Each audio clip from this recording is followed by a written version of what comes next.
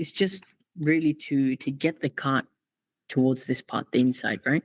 Yeah, otherwise I will go too wide, and shortly after the chicane is coming, and then you have to really have to steer in right, left, and that's not helping. It's good what you're doing, because whenever you have a corner which normally you have to brake for, always think of the next sequence. And in this case, the next sequence is high-speed chicane. So you want to think of being fast over here rather than entering this too quickly, maybe not braking, or as you said, going too wide. And it's good what you're doing. In terms of the actual apex itself, you've got this similar to the runoff of turn one. Yeah. On the inside. Have you tried getting closer to this? Maybe even putting a wheel or so into it? It is my objective to do that, but what I want is not always happening. So, yeah, I think this is back to that issue with understeer, where you're turning and the cart isn't turning as much. Sometimes, I mean, in terms of the seating position, are you quite forward? It looks like you're quite forward in the cart. Is that how it really is? No, the seat is all the way back. Is it all the way back? So you must be quite tall then. Yeah, I'm 6'3" or 190 in centimeters. Yeah, no, maybe it's just the angle of the camera. Normally, when people have a lot of understeer, the cart doesn't turn, we suggest putting the seat forward, but that would be quite uncomfortable for you. You'll be like hunching over, basically. What you can do on the other hand is, as you're doing, using the brakes for rotation, or just turning a bit earlier. What happens is the earlier you turn your steering wheel, the more chances are you're going to hit an early apex or the apex, right? So kart to kart will vary. Personally, when I do karting competitions, we have a different kart in every session, qualifying, race 1, race 2. So within 3 laps, all right, this kart has a lot of understeer, or it's not turning as much. So turning hard and early in the corners helps a lot with understeery karts. It's not comfortable to drive, but it is a fix. So in this case, get a bit more curb and try and hit a slightly later apex as well, just so you don't end up too far on the left. You can sort of make the apex and then the chicane in a straighter line. Especially when you're a heavier driver, try and minimize the meters, make the track as short as possible. Let's try and bump up the quality if it's possible. It's already on auto. Okay, leave it at that. Let's try. There we go. That's better. Got the chicane, so it's a left-right, which goes into... that's a hairpin. Into a hairpin. This is one of the hairpins that you were struggling with. And then it's a double hairpin. Okay. And I lose the most time in the second hairpin because I drop down to below 40 kph, and I saw footage of other people, heavy drivers as well. Yeah. I must be over 40 kph. Sorry. Gotcha. And I'm doing something wrong. I don't know what. Maybe it's in the first hairpin already, but... Yeah, let's get to that, actually. Just before that, you've got this chicane. Now, whenever it comes to a chicane, it's always about taking the shortest path, So hopefully next time, if we take a later apex, we'll end up entering this similar to how you are, and then drive towards, just as you're doing in this case, the next corner in a straight line. The problem is you have to now open up for a hairpin. And is there braking for this corner? So I just want to look on the left side. Is it a lift or a brake you're doing? No, my son is braking, and he is at least 40 kilos less in weight. But I don't brake there because I'm already slow. Gotcha. I'm going to revert over to track map real quick. Yeah, I thought this was handy.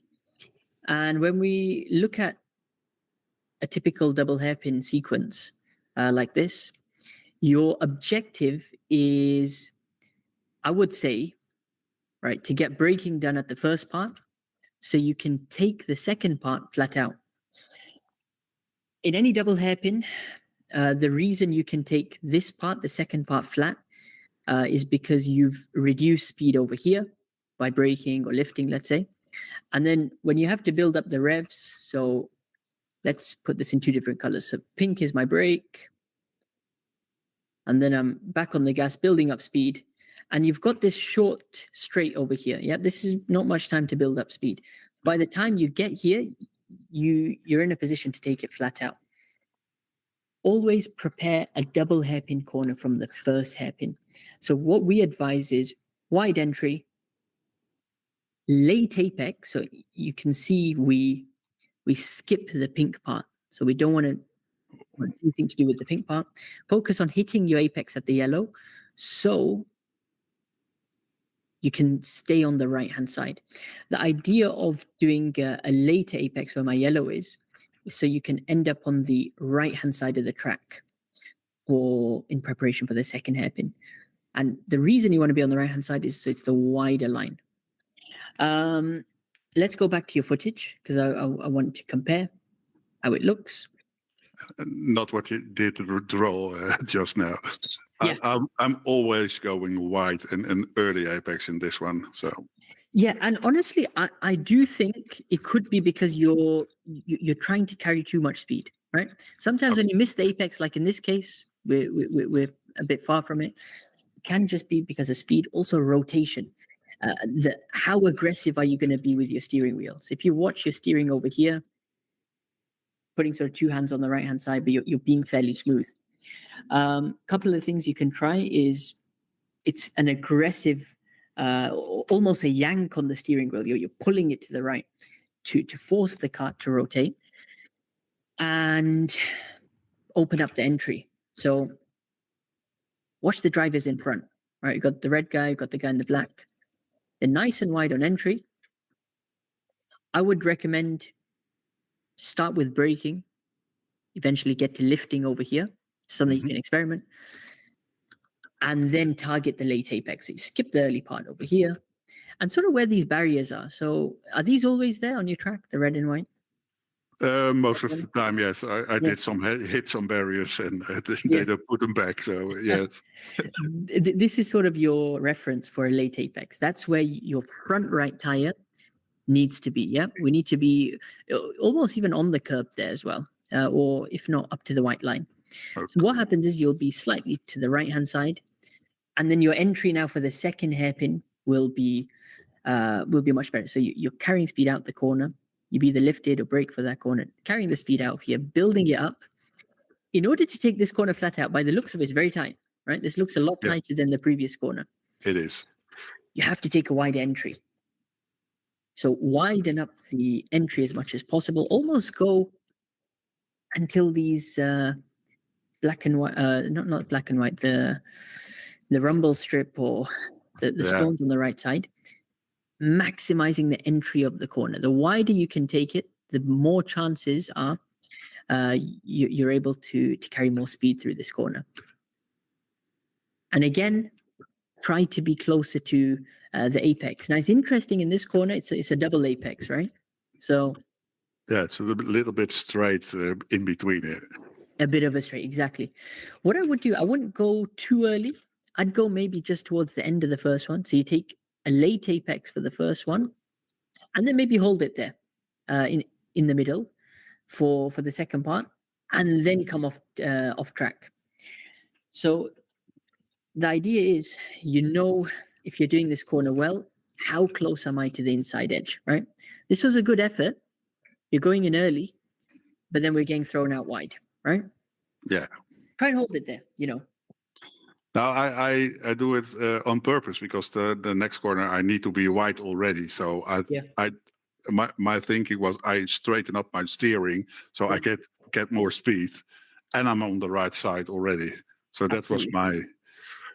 What I'm suggesting, do something similar, right, for next time. And of course, this is all experimentational, so you have to try new things. Wider entry, right? This small bit of space over here.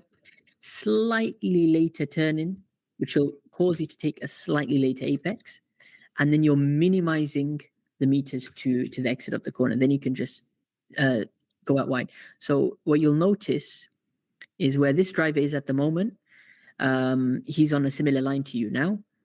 If you take a slightly tighter line, you'll end up towards the inside. So a few hundreds could be gained there. Head back out wide again, as you mentioned. Open up the steering, keep it straight. The straighter your wheel is, the more speed you're naturally carrying. Talk me through this last sector now. It's Yeah, this is the build up for the long full throttle straight line. Yeah. So I do brake or lift for this one. I offer some time for the next corner to the right behind it, Gotcha. because from there on it's full throttle until corner 2. So Yeah. even the straight and the next straight. So I try not. Really smooth lines. And here you almost took a bit too much speed. Yeah. So you go out a bit wide. I think there's somebody behind who was pressuring. Yeah. That's why I did note it for myself as well. There was a little shadow. You can see if you go back a little bit, but I saw him. Yeah. Oh, I did go wide. Yeah. He was real fast. So yeah, I mean, look, he's pulling away mid corner as well. No, that's absolutely fine. I like the thinking behind this, though. You're trying to prioritize the right-hand corner. That's exactly how I would approach it. Just looking at this, sacrifice a bit of time on entry over here. Stay to the left-hand side, left or middle, just to open up the corner for the right. The problem is when you have such a tight right-hand corner like this, it's the space on exit you have to worry about, because it's quite tight. Look, it comes at you so quickly, and in this case, because somebody was behind pressuring you actually went over it. So take advantage of this by, I don't know if you've tried this before, even taking a slightly later turn in. Have you experimented with that, staying a bit wide? Not in this corner, no. Not in this corner. Okay, this is more a qualifying line to take in a race. The moment you open up over here, somebody will pass you on the inside. So it's best not to do when defending, but especially in qualifying, try and take a slightly wider line. And all you got to do is delay your turn in. You see how you're turning in early over here, right? So try to go in ever so slightly a straighter line. What that will allow you to do is attempt a later apex. Later, you can take the apex, the more distance you're cutting across the track, and you'll end up sort of towards where this kart is over here, as opposed to, understeering and then trying to stay within the track limits. Yeah. Final couple of corners, very straightforward. Do you generally go quite tight? I'm going to skip ahead maybe to the next lap for this. I want to build up speed. Yeah, so you're going quite tight. I'll try to give a little bit to the right steering, but I need the revs. So not always too tight, but you have the brick line in the next corner as well. Yeah. I try to kiss it, so to say. And as tight as possible, but not too aggressive in the steering, because I want the revs to build up. Yeah. And it seems to help, because the faster guys, I gain distance on them. Yeah. In the end. So just to recap, I think, as you mentioned, your main improvements you're looking for is this double hairpin. Oh, absolutely. But the S's on the end, I love to try that one as well. Yeah, it's a new line you could try. This is a good example of the guy in the black jacket. So he takes an interesting line. If you watch what he does from the chicane, I know he's attacking the guy in red, but number one, wide entry. So he's going nice and wide. What he'll do, he'll delay his turn in, and now he'll turn sharply. So what he's doing, he's skipped the early apex. He skipped almost the middle apex. You can see there's still space there. And boom, right at the end of the corner, he's hit a late apex. Cool. So he's got a nice exit out the corner, and he's almost too close to the guy in red. So he'll tuck in behind. And for the second hairpin now, he's nice and wide. He could have been even slightly wider there. Try experiment. I think with more weight, you could take this flat out as you're doing. Just go for a slightly later turn in. That's all you got to focus on. Later turn. Sometimes it's difficult to train yourself to do this because you're so used to the normal line. I mean, you go there weekly, so you're doing lots of laps. But whenever I'm trying a new line, especially going for later apexes, it's in the moment. So let's say we're approaching. Yeah, let's say the first hairpin. So I'm approaching the first hairpin. Normally, I'd start turning here.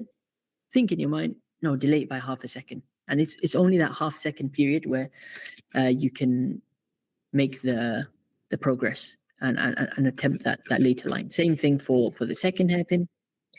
Again, you've done this many times. I'm approaching it, try and approach it slightly wider until the white line, and delay the turn in. I'm going to delay. And really, it could help you out. Any other questions, Marcel?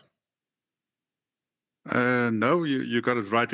I'm doing qualification sessions only because I'm around 3 seconds too slow to even compete with the middle class of the rental kart races. So I have to two things to do: lose some weight and practice. I mean, how do they run the competitions? With a weight category? Yes, they do, but the highest is 95. So I'm still okay. You've got 40 additional kilos ballast. too much. Yes. Yeah, it does even it out, especially when it's about 95 kilos, because the lighter guys who are 60, they suffer a lot, actually. 60, 65, they have to add a lot of weight. So to an extent, it does even it out, but I think really for that time you want to gain on the straights, it's just about getting less weight, That's the only way. But I love the passion. I love you going there every week. You said you're going there with your son as well, so you're motivating each other, and it's a great activity to keep up. When is the next practice or race schedule for you? We're always going on Saturday morning, so that's default. They expect some rain, so I won't be riding those lines you suggested. But it's different lines. It's different lines, but it favors the heavier driver in the race. Yeah, absolutely. I'm way faster. I seem to be faster. Yeah. Let's say it that way. No, that's awesome. You must enjoy then. Yeah. If you have any web footage, feel free to share it one of the days. We'd love to have you back on for a session.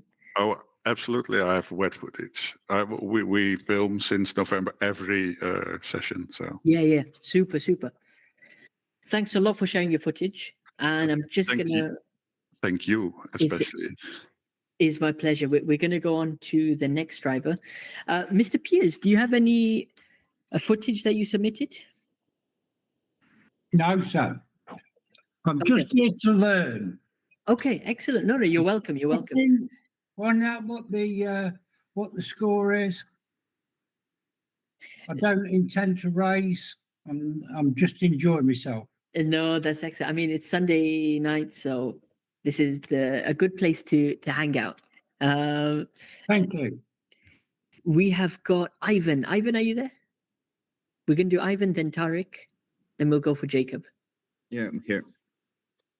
Ivan, we don't want to hold you for too long because I think it's 1:30 now, yeah, where you are. Yeah. The only thing, I'm like Ian, not Ivan, but I think it's like familiar name, so it's okay. I'm sorry about that. Ian. I just missed, you called me the last time, so I missed my turn because of Ivan, but it's okay. So first of all, I wanted to say thank you because I started to feel really confident racing on an electric karts. And my yesterday race was just really insane. I had a lot of fun because it was such a dogfight, and I'm pretty sure that my race line is probably not the perfect one, but it's quite good. And I really, started. I got this feeling. I mean, the rotating parts without really applying a lot of steering. So probably we can maybe just check. Absolutely. The first bit of footage, right? From the e-kart. Yeah. And the second one is gasoline karts, and the title says for its own, it's like 8 minutes of me understanding absolutely nothing about what I'm doing. So it's, I feel it much more difficult. I think you can just probably skip to somewhere, I don't know, to the middle of the video, because there were like 10 people in this race, so it's really it took. So basically, it started with was it a grid start or no? It's just it's a rolling start. It's a rolling start. Excellent. Let's just skip ahead to some of the overtakes. Again, this was late at night compared to before. I think it was sunset. Yeah. So was it cooler at this time or? No, I don't think so. Honestly, it feels like it's always like 30 degrees out here. Okay. And is it very humid? Yeah. That will not favor the gasoline karts, but electric, I don't know how they react with the batteries and all. How was this car? Which number was this that you're driving? Oh, I don't remember, but they got an app, so Yeah. I got all my races over here in my smartphone. Well, the thing is, especially in electric karts, you'll find kart to kart, there's big differences. Have the workers maybe told you some of the best kart numbers? They normally are. They maintain them pretty good, so I'm not sure there's like a huge difference, but no, I'm not. I don't know the best cards out there. So yeah, the race Look at started this. Yeah, this late is over here action. because me and two guys in front of me were probably the fastest racers out there. Is it these guys in front? There's a guy in a white t-shirt. Yeah. I think he's got gloves on as well. He looks a lot lighter. Quite a short driver as well. He's a kid, so it's okay. I think like around like 10 or 12 years old, but okay. it's pretty fast. Yeah. Especially because your track is pretty much full throttle. You'll suffer against a lighter driver. But in saying that, in electric karts, you'll notice how much his kart shakes in the corners. That's just because he's got less weight. The karts are very heavy. And this is something to watch. Yeah, look, his kart is shaking. This is a nice battle though. Yeah. And you might have benefited now from the slipstream, so especially when you get slightly closer and on his bumper. Does it really have any impact? Yeah, great question. No, great question. I'd say especially when the two drivers are on similar weights, we're talking a few kilos of each other. If it's substantial, like I think you're 10 or even 15 kilos more than this guy, maybe even more, he'll naturally pull ahead anyway. But in endurance races, the tactic is to bump draft. So the driver behind will push the driver in front. And on the straights, you'll see he gets sucked into his slipstream. And obviously in endurance races, everybody's on the same weight. I believe it's 85 kilos for majority races. So slipstreaming very much does help on straights. Again, look, he gets, you'll see there, as he turns, he gets understeer, gets that juddering or the shaking, and he gets thrown out wide. So you got a chance to, exactly, my line is tighter, so it's definitely better. Yeah, but there will be like a guy on like kart number 13 at the end of the race. I'm pretty sure he just, been there for 2 laps or so. Yeah. And this guy will take an interesting line in his first corner. This is really good. You Just pressured him into a good move. What happens here, he looks over to the left-hand side. He sees you're there. What happens is his position on the track is on the inside, and he's very tight for the next corner. So suddenly the corner comes to him. He realizes he has to brake, or he might have gone flat out there, taken too much speed. He ends up wide. And because you've taken the smoother line, you're able to switch back. Yellow flag. Do they stop everyone at yellow flags, like completely? Yeah. Electric cars, they're regulated, so. Gotcha. That's always safety, yeah. Go for it. The next guy will be his. So I asked him in the community. I overtook this guy like 2 times, and I'm not sure was it like a dangerous driving or not. Oh, right, okay. Seemed to be like really angry at me. It's like. No, we're gonna have to take a look at this. You'll see it. But it'll happen once you get alongside him, I think, right? After the flags. It's probably the next lap, I think, or probably the next lap. It looks like because we're green now. He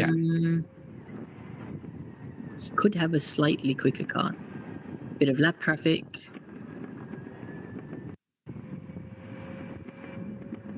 Down the straight. I think it's similar. Yeah, I think so. not too much of an advantage. And it's a very long straight that I didn't realize. This is a very long back straight into. Honestly, I like this track layout more than the previous one, because previous one had just 2 hairpins and everything else was like almost straight. And here you have some corners. So yeah, look at that. here it is. It was my chance, but I'm not sure. Was it like dangerous move or not? No, that was perfectly clean. Very, very clean. So just to go back. I just literally, No. Absolutely fine. So first thing to know, we're looking for contact. Did you bump him? No. Nah. And as you even put on your own subtitles, he's going too wide, right? He's carried way too much speed into the corner. What's happened is he's gone off onto the dirty part of the track. He's got less grip. You're on the tighter line. And as you said, you've taken your chance. Clean through. And you've taken the position. You wrote, it seems too aggressive, but he was going so wide that at the exit there was enough space. Exactly that. He was going too wide. You took the position. And that's how I'd expect you to do this overtake. Because you're losing as less time as possible. You're staying on your line. You're not compromising yourself.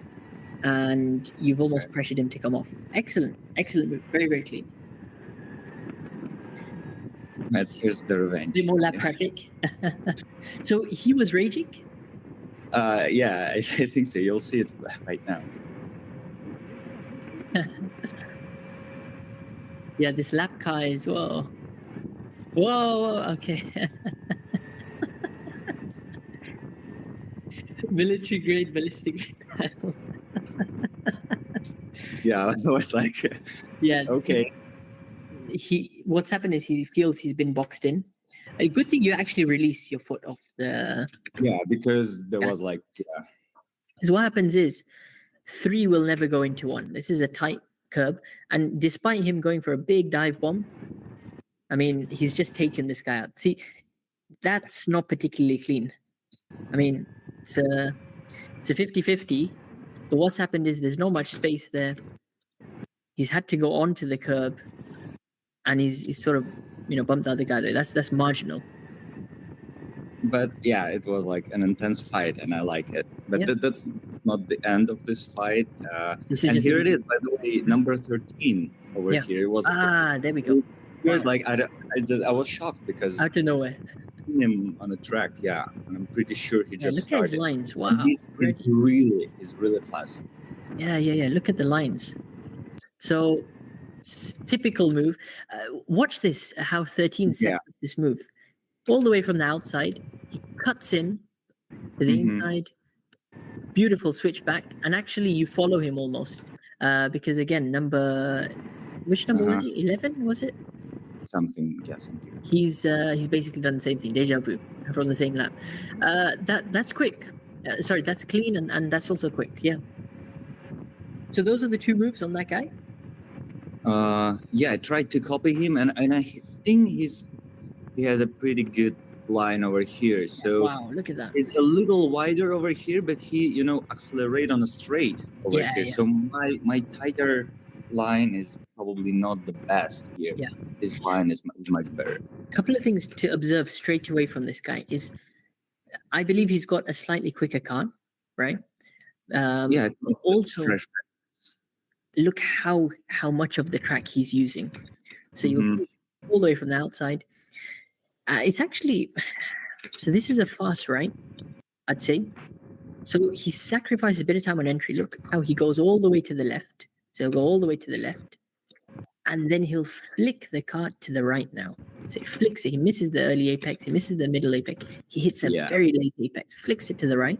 And look at the exit speed he gets. Pulling away through the right. But definitely his kart is faster. I mean, just look at that. He's got very good lines, I have to say that. But he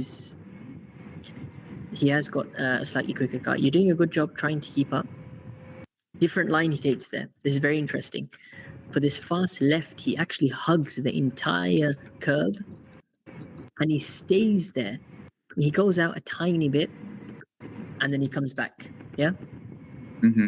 And if you notice the 2 points, he's already at the left-hand side of the track, and you're slowly getting to the left, actually staying in the middle for this time. Yeah.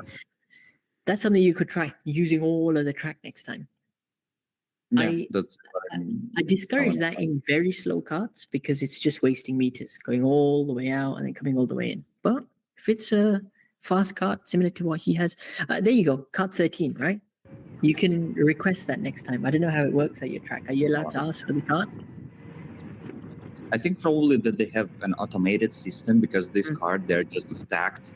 So I think the system gives, the card in the front for those who are faster. That's the thing.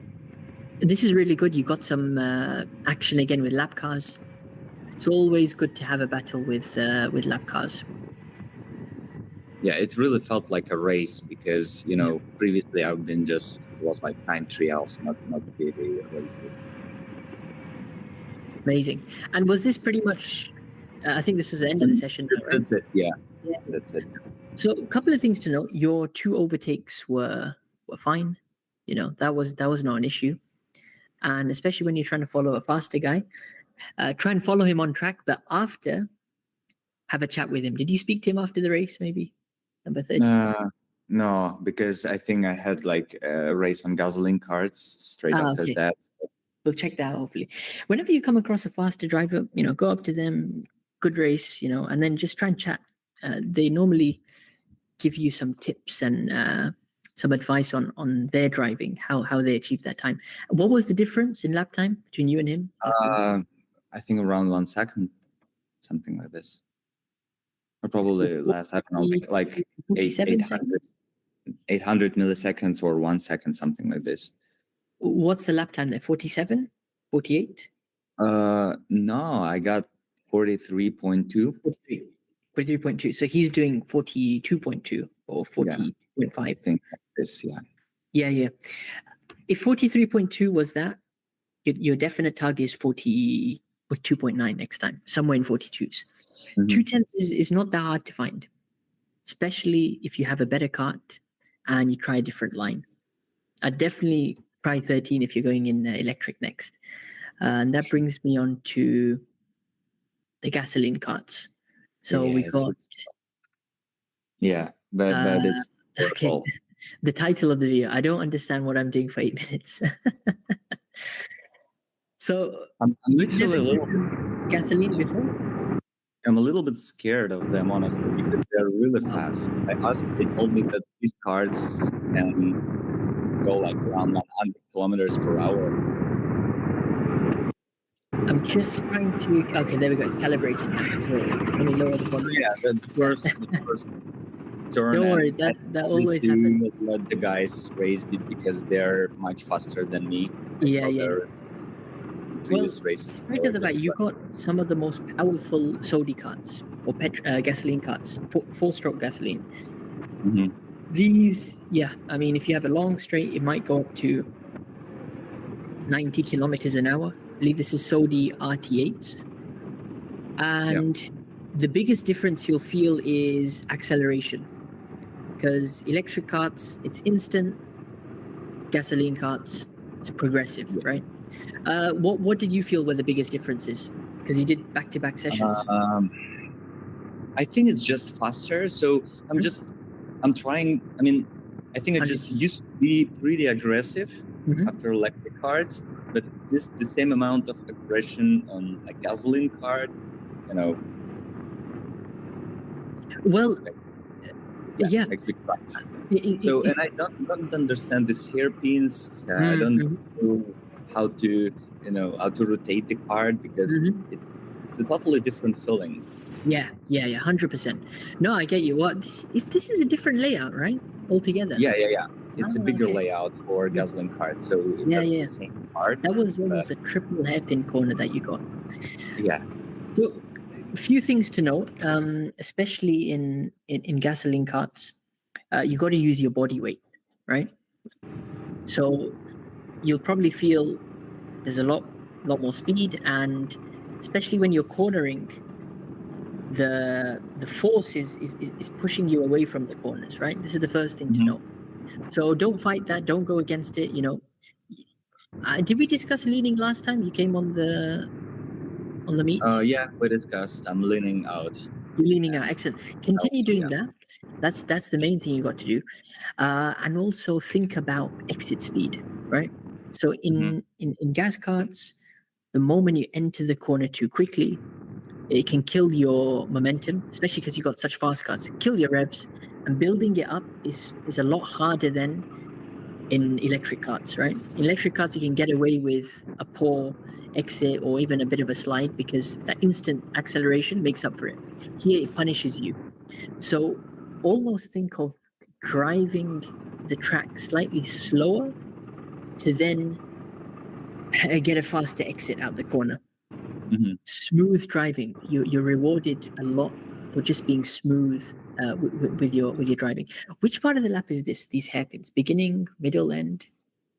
I mean, it's the beginning of the lap, yeah. Okay, because I think the lap basically, does it start about here? This is the straight.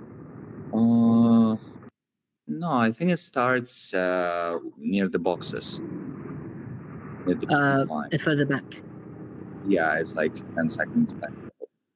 Gotcha. I just want to do here, right? Yeah, this is it. Yeah, final corner. Yeah, that's the main straight. Cool. Let me just switch over real quick because I want to annotate with my pen, and I'll just show you the entire screen real quick. Boom, boom. This one. I think the next laps are probably a little better because I just remembered that I need to, slow in, fast out. And I was just going to come to that. Right, yeah, to implement this. Let's look towards the end of the session, actually. Yeah, okay. So here I'm just, at least I'm trying to, yeah. Much better. What you got here is, it's almost a triple hairpin corner. Let's take it step by step. First hairpin turn is always the most important. This is the one where you're carrying the most speed into. And I would say it's the corner which you have to take. Oops. Full screen.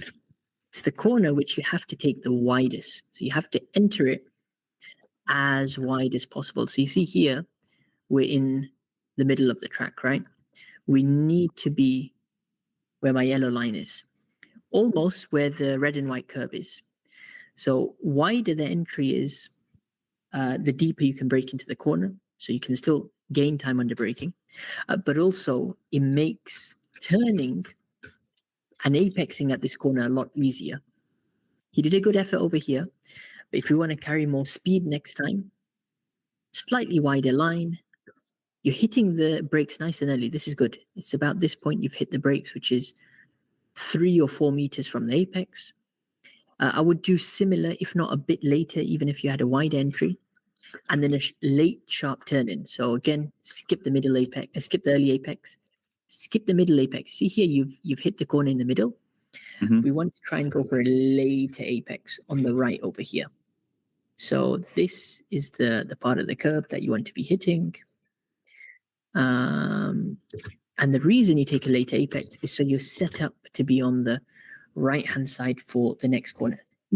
Got a hairpin turn coming up next. Try and take the angle of the corner as wide as possible. Just play that in fast. So yeah, I don't know if you could hear the revs. You probably can't, but they're restricted. The tighter you take the corner over here, the slower the revs are going to be to build up.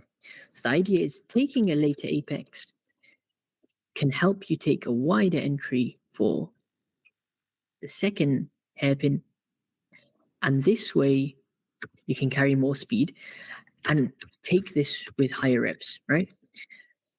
Idea is to do a later apex again. So try and skip going in the middle, try and skip going early, really focus on being late in the corner. So nice and deep over here. Again, taking a later apex will then mean your position on the left-hand side of the track. What you're trying to do with multiple hairpin style corners is think ahead to the next corner. Where should I be for the next corner? So I'm attacking this hairpin. Yes, it's the next corner in front of me, but I'm already thinking, where should I be on the exit? I need to be on the right-hand side on the exit because there's a left-hand hairpin coming up. Okay, let me take a wide entry, take a late apex. I'll be on the right-hand side. Okay, I've got a second hairpin coming up now. What comes after this? That's what I'm thinking. Oh, it's a sharp right-hand hairpin. Okay, so let me be on the right-hand side of the track. Take a late apex. So now I can be to the left and I've set up the right hairpin. Again, try and take this slightly wider and ideally hit a late apex. It's a very awkward corner, this. Very awkward. Because it's a sharp right. It's almost a 90-degree right. You see how it points out? So you want to really skip the early portion and hit a late apex again. Why do you think we should hit a late apex? Because we want to stay on the right side of the track for the last hairpin.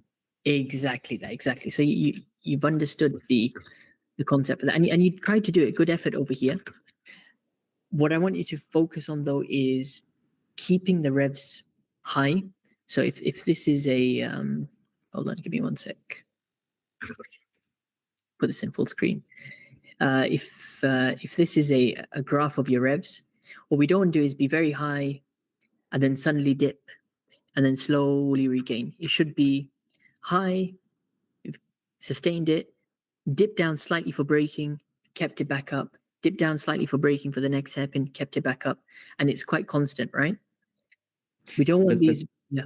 I probably don't understand something with revs here because we don't have clutch. Yes, so I mean, if I hit brake, even if it's like a short hit, it just drops the revs. I think significantly. No. Yeah. What you got to do, the way you understand it in karts is actually by the sound, right? And especially in these karts. So the moment you do too much brake, right, you'll hear the revs dip completely. Also, your speed will be completely low, right? So for example, over here, we're coming through a fast right. Let me switch to the screen where you have the sound.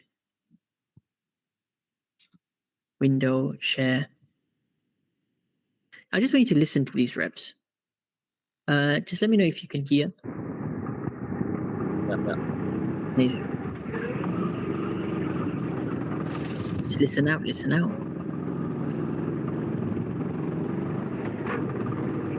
Yeah, there we go, that corner. So again,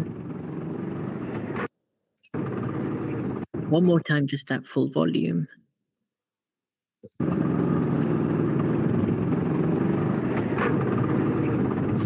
So you see, when you turn to the right, it was an aggressive snap to the right. And as you turn to the right, you were losing revs there. The sound dipped. And what happened is when you put the gas back on, then there was that, brrr sound where it's building up. So what you want to do is avoid that. Yeah. And that just happens with smooth driving, just being smoother with your inputs. I'm probably like drifting too much. Yeah, exactly. A bit too much sliding, just calm it down a bit with the aggression, right? Be smooth is fast over here. And even with your braking and all, progressively, become more and more aggressive with it. If you were, start with applying it gently, applying it for long periods, and then eventually get to a point where you're hard on the brakes and you're finding the limit of the kart. That just comes with experience, especially if you're doing gas karts for the first time. Yeah, honestly, I'm like always hard on brakes. It's like I call it like threshold braking. Threshold braking. That's it. I'm pretty sure I'm doing threshold braking all the time. I'm not like braking at straight line. Probably it's not good. I don't know, honestly. So you see, threshold braking is all about building up to finding that limit, right? And I see you're giving it a good go. If we put some audio on over here, so we're carrying lots of speed to this fast left, hit the brakes, bit of a tap, and you lose it. It's very easy to spin these karts out. So you got to almost start from the beginning. Let me start with being soft on the brakes, especially for hairpin corners. These are corners you have to brake at. And gradually, right, this is within the first 5 laps of your session, putting more and more pressure, you build up to that peak threshold, that limit, where the rear end is starting to turn. How do you know you're braking hard enough? You'll actually be counter steering slightly in the corner. So you're putting so much pressure that if it's a right-hand turn, you're actually turning ever so slightly to the left. It's a bit like that. So all I'd say, even looking at this left-hand turn, for example, just be a bit more gentle. I'm just literally like I'm doing it on an electric kart, but this one is faster and easier to lock wheels, and it's just these will have less grip as well. That's what you'll find. These have less grip, so you got to be a bit more methodical with your approach and quite smooth with your driving. Any other questions? No, thanks. So how often are you going to do the gasoline karts now? Not really often, because I've been like mastering electric karts, I think. Yeah. So I think it was my like third race on a gasoline kart. Okay. I honestly would say try to get as much experience as possible if you're looking to improve in these. And the line is going to be, quite different. So try to drive with regular drivers. I mean, in this session, it looked like you had some quick guys as well. It's always good to use them as a reference. But generally, looking at your driving, you did get a lot smoother as the session went. But few things to note: smooth driving. Think ahead to the next corner. Always think what corner is coming up next, and decide this is the type of apex I'm taking for that turn. So that's really how you need to attack your sessions. Do you have a track map? Not with me, but they have it on Facebook. I can post it to community if you want. Yeah, it'll be good. Just mentally gives you an idea of what you want to try and do for the different corners. Especially when you have a track map, you can see all the connecting corners. So it's a great way to, analyze and assess what the sequence is. So this will be a right hairpin into a left, into a right, into a long straight. So you can take it almost sector by sector and take it, individually like that.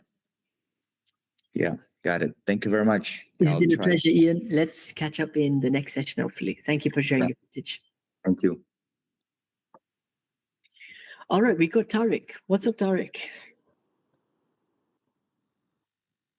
Yeah, I just came back from a race weekend, and I just traveled back here, so took out and I got the call. Amazing. Your voice is slightly cutting up. So which race was that? It's the third. Which race was that again? Sorry, your voice cut off. I said it was the third round of the next championship. Okay, championship race. Gotcha. Did you share any footage on the Academy page you wanted me to review? I've sorted my bro.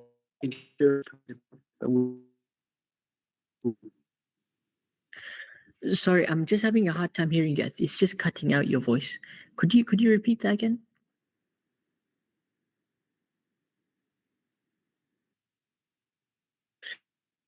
Can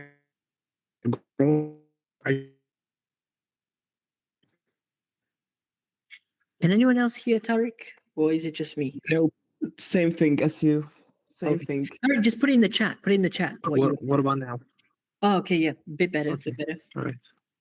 Can you say something? Sorry, third world countries internet. I was just gonna say that I have the on fucking their screen. Sorry, bro. Just put it in the chat. It was just cutting off. Take care, Ian. Thanks for joining today. Yeah, thank you again. See you next week. Take care. Bye.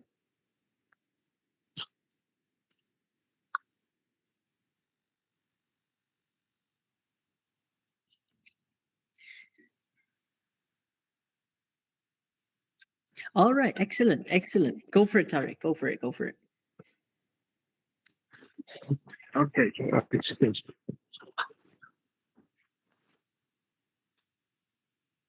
I think that'll be easier as well if you don't have a link or anything. Yeah, I just let me join right now. Tariq, did we meet at the MENA Championship? Were you part of the team on MENA? I remember Team Morocco had a big entry. No, I was not called for that. Okay, No. maybe it's another Tariq Almo, I think it is. Yes, he won the British Club 100. He was a good driver. Yeah. All right, we got your. I think we can see. Can you see my screen? Yeah. We got it. Okay. It's Jesus Christ. Arrête, officiel limits. What's the name of the track that you'll be sharing? Agadir. Agadir. Okay. Yeah, I think I'm familiar with that one. Saad might have shared some footage from it. Oh, did he? Oh, yeah. Okay. Yeah. He Very nice track. He got quicker. He's pretty quick in that track. Yeah, he's not that bad. He's pretty good actually. Let me just share screen right now and Go for it. Écran, fenêtre, tout l'écran. Super. Okay. Let's see. Hopefully. Oh, there you go. Yeah, that's the one. That's the Agadir track. Super. Yes. Okay, so this is the start. Okay. I hope it's good. Hey, what's up, Quentin? So welcome. Yeah. So, Tariq, this is a sprint, I believe, right? Or championship race? Yeah. Yes, this was the last the final, which was, although we have we have rounds in each rounds. It's no longer like final, pre-final, and qualies. It's a bit mathematics and all that stuff. It's kind of weird. But the guy in front of me is Sad, actually. If you guys can see him. He's not the one directly in front of me. The guy on my left, he did a miss launch. He early launch. Jump start. Yeah. So you're in car 15, starting P8, I think, 2, 4, 6, 8, or 10. P8, yes. P8, amazing. P9, sorry. 9. Yeah. And how many laps is this race? 14 laps.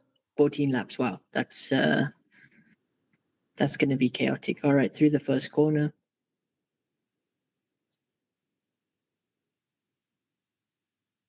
And what's your mindset now as we start the race? What are you sort of? I was thinking about the guy in front of me in red. He jumped the race. Yes, I was going to say. And as you can see, another guy passed me because I braked kind of early in a place where I should brake just slowly because I was thinking about him jump starting. Gotcha. Guy in the black was just passed. You sort of working together now, trying to. Oh, you've gone for a move. Whoa, that's close. Amazing, you did it. And you're just on the back of red now. Amazing.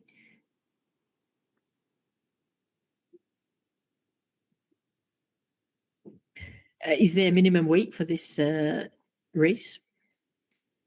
Yes, it should be 160 kilogram. Driver and the cart.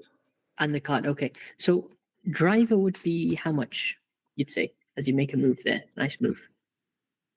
As a driver, I would. Sorry? Oh, is it about 85 kilos? for the driver? No, the thing, no, for the driver, the thing is that we go to the we go to the to the place where we wait, right? The waiter, or whatever it's called. Yeah, Mhm. and we wait with the cart as well. We don't wait as drivers. We don't do that. Got you. Some tracks we do it. Yeah, but not here. Oh, big, Yeah, big it's just lagging a bit. That's just the nature of share screen. But he's getting pissed off at you. What happened there? yeah. I think I think I did a bad one over there. Yeah, I hit him from the rear right Yeah. And he didn't expect it. because he was. Yeah, obviously, like he was fighting with the other ones next to him.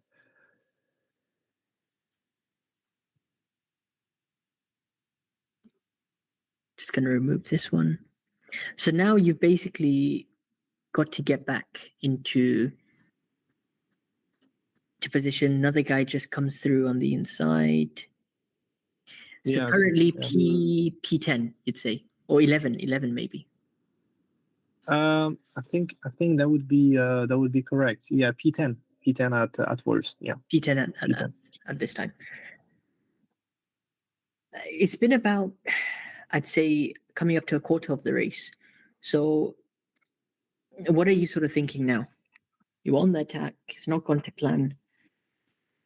My thinking was just try to catch up to them and not end up too far from them, because I know that these guys, the ones in front of me, they're the fastest ones. They're like the more competitive ones. The ones behind in my back, they're not really as competitive. Mm-hmm. So You're going for a move there. Nice move down the inside. Beautiful.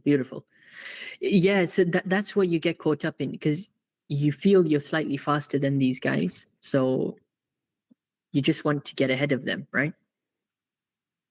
no, I would say that we're in the same level. So I just like, yeah, when I lose positions, as I lost in the beginning of the race, Yeah. I just have like this, like I need to take back my position at all costs, which can be a little bit toxic. You're gonna see like, okay, here I Move tried down to the make a move, inside. but and I did it. Amazing. Good move. That's a solid move. That is beautiful.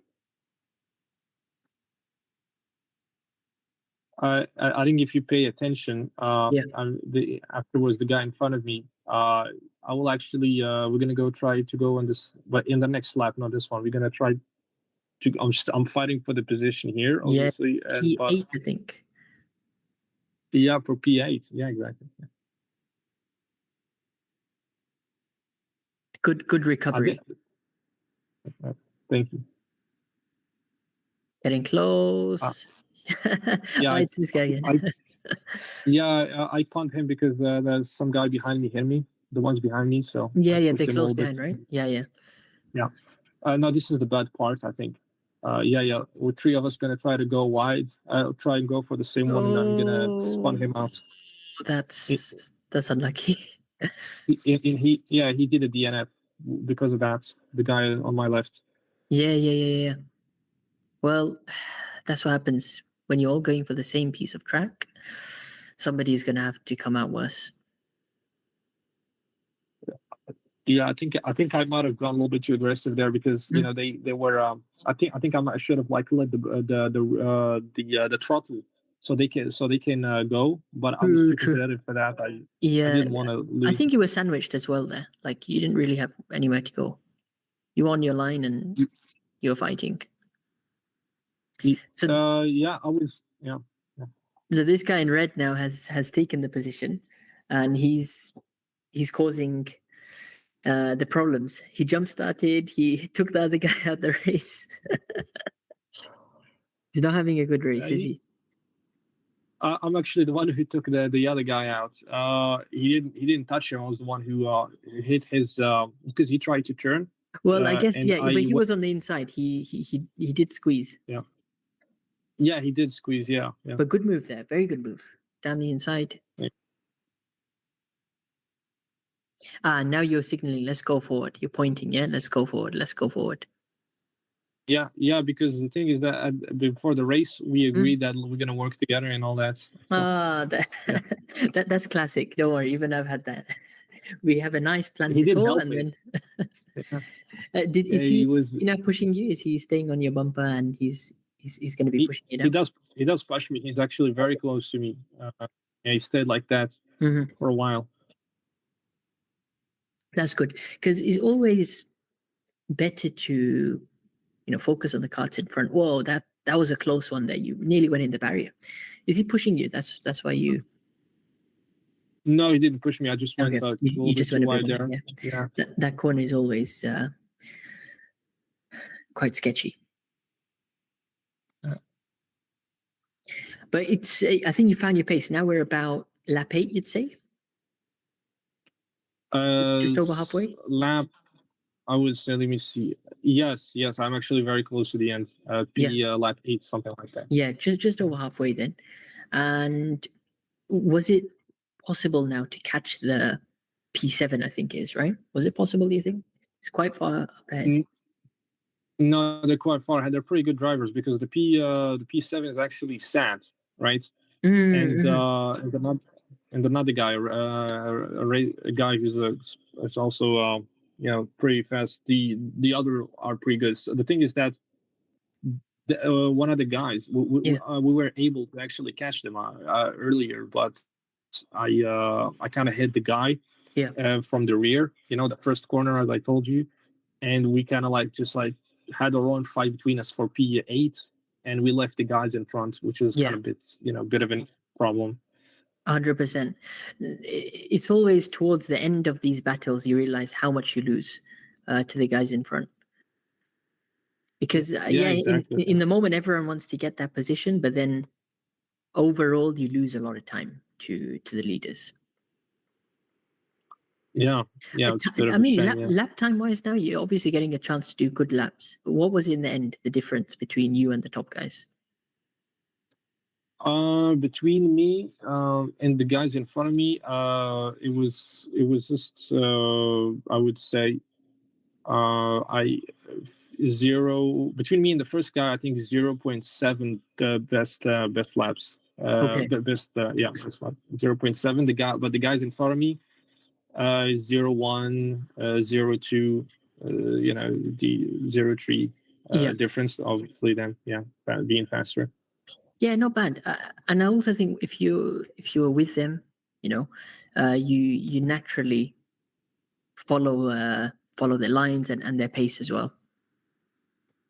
I wouldn't say so, because I share the same lines actually. Okay. Actually, the same lines, but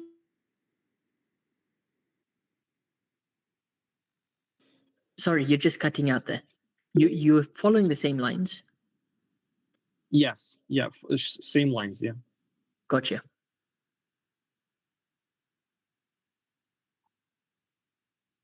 And that's going to bring us now to the end of the race, right?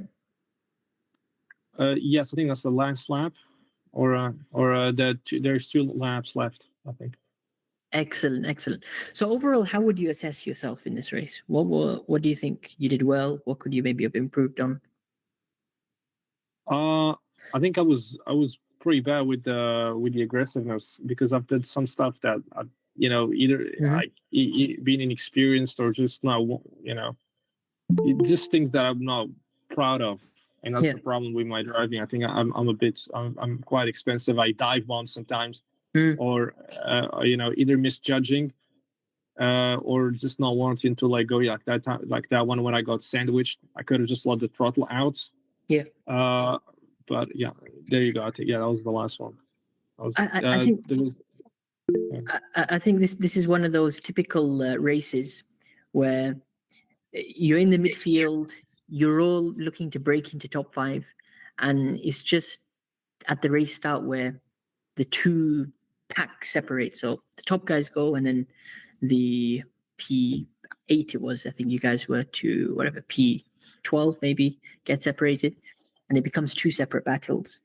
I remember back to one of the sprint races I did long time back.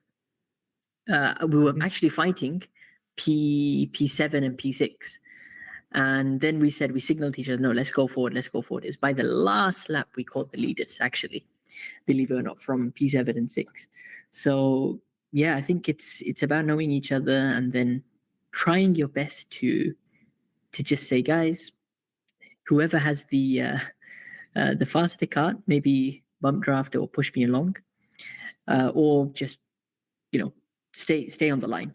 The moment you go off the line, I found, especially in rental car competitions, 4-stroke karts, you lose so much in one lap, half a second, 1 second, and that adds up, every lap. When is your next race, Tariq? My next race is supposed to be next month. Yeah. Excellent. Same track and sort of grid as well. Same series. Yes, same series, same grid. There's going to be more experienced drivers, actually. Some drivers who race for the national team. I think it's going to be on a different track, actually. I think it might different track. Wow. Yeah. It's going to be on another city. So yeah. Excellent. If you got some footage of that, be sure to record it. Would love to go through it with you in one of the sessions next time. You can send me a link as well to it, and would love to have you on the next session. Thank you. I appreciate it. No, it's a pleasure. Any other questions though, Tariq? Yeah. Should I become less aggressive, or just be aggressive? Yeah. Personally, like as we speak, we've got the national championship going on, and it's the same kind of karts we're doing, similar track layout. And in round 1, we finished the qualifying, and we know who is around us and in which karts. So we all actually had a chat with each other, said, look guys, the first 3 laps, let's try and pull ahead. And we all made an agreement that, look, we're not going to fight. But then once the gap is big enough, especially to the guys behind, we do battle, but we battle strategically. What happened in the guy who won the last round, he was on the bumper of P1 all the way until the last lap. So it's a good 12 laps. He's learning his strengths. He's learning the guy's weaknesses. And obviously he's P1. He's P2 chasing P1. So, that's as best as it can get. So he's not in a rush really to overtake him. But he was faster. He sussed out his weakness. And into the hairpin, he made a very decisive move. Slipped to the inside. He covered off the switchback as well. And he took first place right on the last hairpin of the last lap. So I'd say it's about working together with the guys who are there. And then even if you're chasing somebody, learn their weaknesses. So when you make a move, it's not freestyle or it's done in the heat of the moment. No, you plan this from 3 laps ago, because let's say at this track you're at, his exit out of the chicane is poor. So I'm going to set myself up on this lap to get a best possible exit, which leaves him with no chance of attacking me after as well. So try and be strategic like that. In the heat of the moment, it's easy to, get involved in wheel-to-wheel battles, defending, dive bombs. And you saw there as well, 3 karts were together. Somebody came out worse. It can happen to anyone really, but try and stay out of trouble. That's all. Calm it down a bit. That's what I can tell you. Okay, thank you. I appreciate that. It's a pleasure. It's my pleasure, Tariq. Hope to catch you in the next session, hopefully. Absolutely. We're going to just move on. Before we go to Jacob, I think we've got a couple of questions. What's up, Quintin? Can you hear us, Quintin?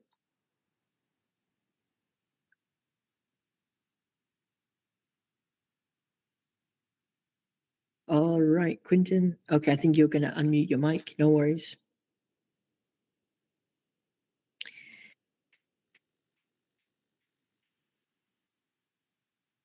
The mic icon is just at the bottom. If you click that, you can turn it on and off.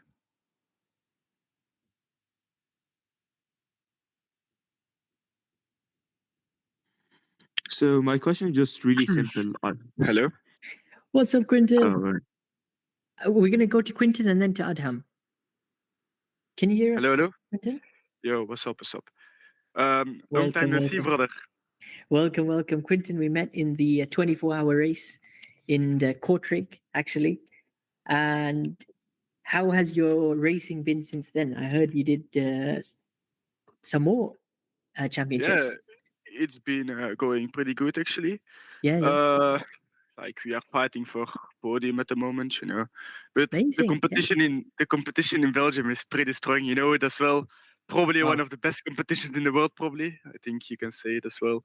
Yeah, absolutely. Yeah, I don't know if you see it. Swedish electric championship. All three Belgium guys. Horion. Wow. Babushka was second, and then Philip Vieira. All three Belgium guys. And That's amazing. today was Belgium Championship. Horion P3.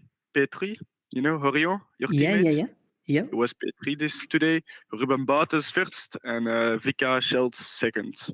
I was about to ask about the BNC today because I watched the live timing from Apex. Yeah. But I didn't know who won because it Oh lacked yeah, a bit. Ruben won. Okay, so not as I expected. He had a great streak, huh? Like yes, but he managed to finish every race on the podium or not? He had some difficulties. I saw he fought with Horion a lot, so it was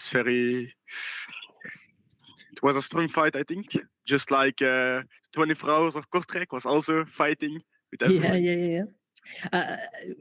Did Horion finish third? Was it, you think? Yeah, he was third. He did well. I think in SWS as well. He finished second. It was. Maybe that's the Swedish one, Swedish kart competition you're talking about. What do you mean? Because I saw a photo of him on the podium. Him, Vieira as well was on the podium. Yes. It was in Switzerland. That was Switzerland. Oh, that was different. Yes. Then. Okay. And also our girl, Victoria Lebrun, she was second also by the girls. Excellent. So I have a few questions for you actually. Go for it. Like most people tell me to put my hands like a normal steering wheel, but you know, in the 24 Hours of Kortrijk, all the guys told me to hold it above, and when I drive against Horion, he always holds his steering wheel above. You know what I mean? Like with his hands on the steering wheel. So my question is, what's better?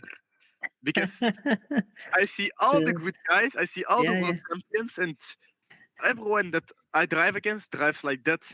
But then I heard like the older drivers, like because my stepdad was a really good driver, and he says you don't need to do it. You just hold your steering wheel normal. So I'm like, I don't know. It's a struggle. It's a very interesting question you ask, and it's something which I have been, trying to find the answer to for a long time. Because same thing with me when I did the race in Kortrijk, all the top guys are holding at the top, and what I want to do is actually bring Jacob into the chat I as would well. like to add something about this, but first you finish you can see it. Yeah, because we've got some footage here of Jacob. I think it's first Jacob I saw you also drive like this. So just explain to me your thinking, and then so basically, as let's say, coming back to your question, Quentin, when I started my journey with the karting, and I had a little knowledge about what the thing is about, my first thoughts came from the simulator, because my journey started with sim racing, and you always use this hand placement in car driving or sim racing, the natural one. But as I developed myself as a driver, I noticed that sometimes it's better to compromise your, let's say, it's better not to be as much comfortable in the seat, but you need to prioritize the kart, let's say. The positioning, I mean, you do this, I have to hold the steering wheel like that, because otherwise I would hit with the seat with my elbows, because I'm so close to the steering wheel, and I do it for a reason, because if I just want to create more rotation from using the brake than from turning the steering wheel, and by moving my seat to the forward, I can do that. I prefer this type of driving technique, and it works mostly on many indoor karting tracks, but on the outdoor, on the let's say Rotax X30, it's completely different thing. Like it's from the professional karting. You hold the steering wheel downwards. It's something different. You cannot compare those two things. But most people rental karting, you move your seat as much to the front as you want to generate the dislocation. That's the thing. I have the problem that I'm like, I'm really big, you know, like I'm really tall. You're tall, you're right. Yeah, I need to always put my steering wheel, my seat always to the back. And when I drive like that, because now mostly I drive with my hands on the steering wheel, I feel I can rotate my car better. I have the feeling like, and I think I can. I don't know. It's. Where are you holding it, Quentin? Like here in the middle. Yeah. No, above like he does now on his steering wheel. Oh, you've like changed. You've changed this. Okay. Yes. Yeah, it's some very good points actually. Jacob said about rotation of the cart, grip on the front tires. Actually, believe it or not, when I started karting, I would hold it down here. Yep. So 8 and 4. What I found is the cart would be very twitchy like this. It would oversteer a lot. The more I went here. So what you'd find is I do a lot of counter steering. If I'm turning to the right, I'm doing a lot of counter steering to the left. It might be 30, 40 degrees that I'm doing. I have now, for the past, I'd say 3 months, transitioned higher and higher, right? To a stage where I'm doing similar to Jacob. And now it feels natural to do this. Yes. And not lower. It's crazy. In terms of psychology, like what I'm thinking is pushing against the steering wheel. Is that what you do, Jacob?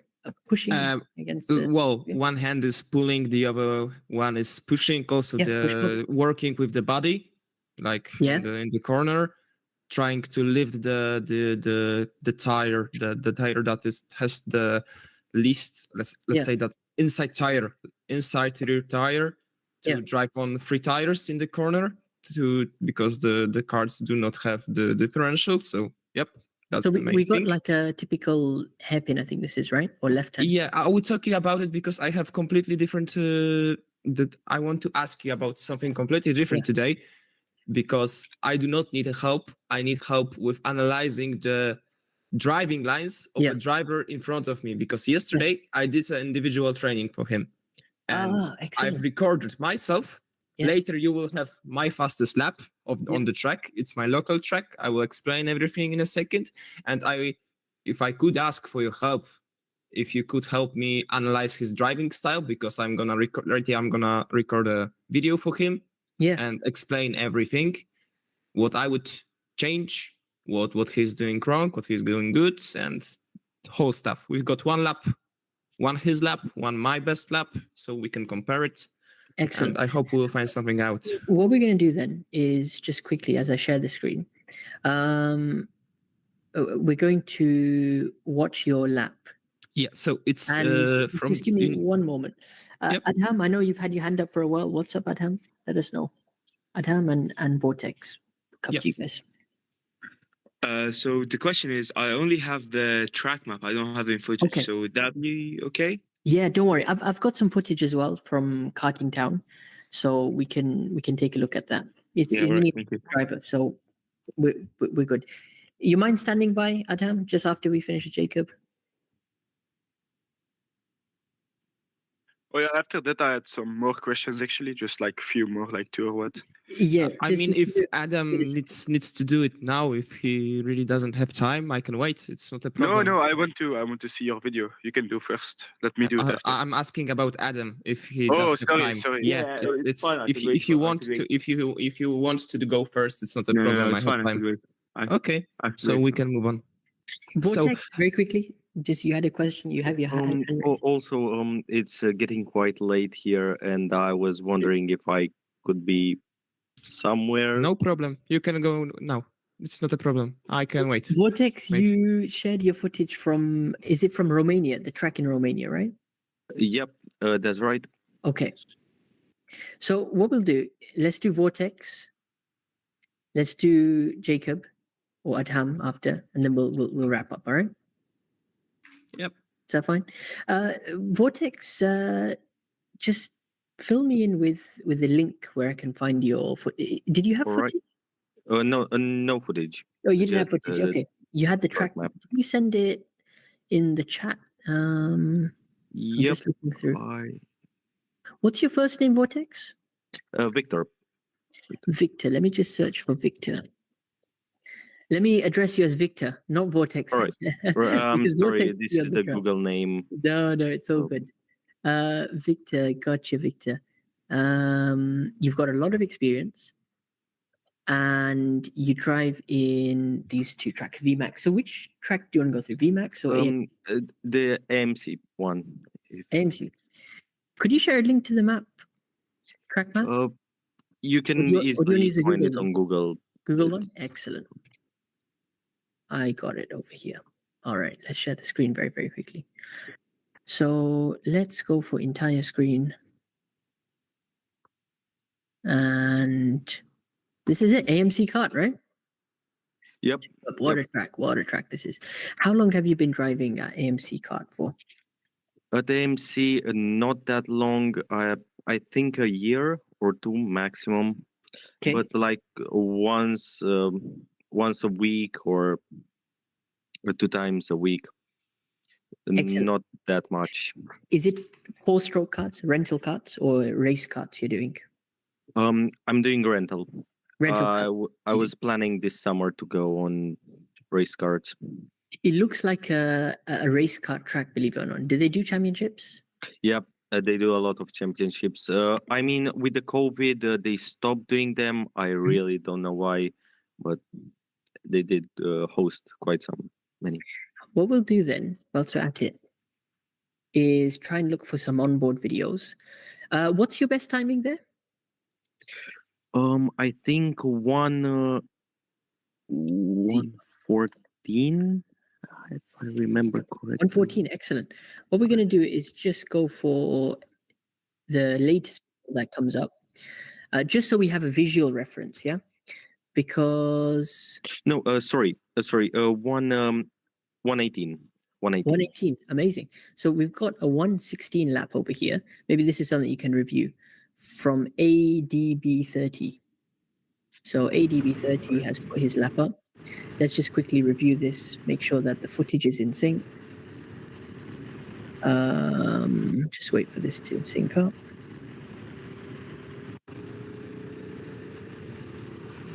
There we go, we're in sync now. Okay.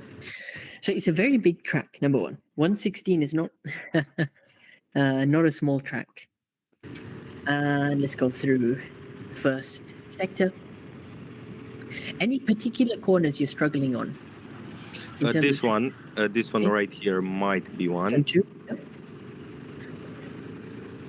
Coming onto short straight into a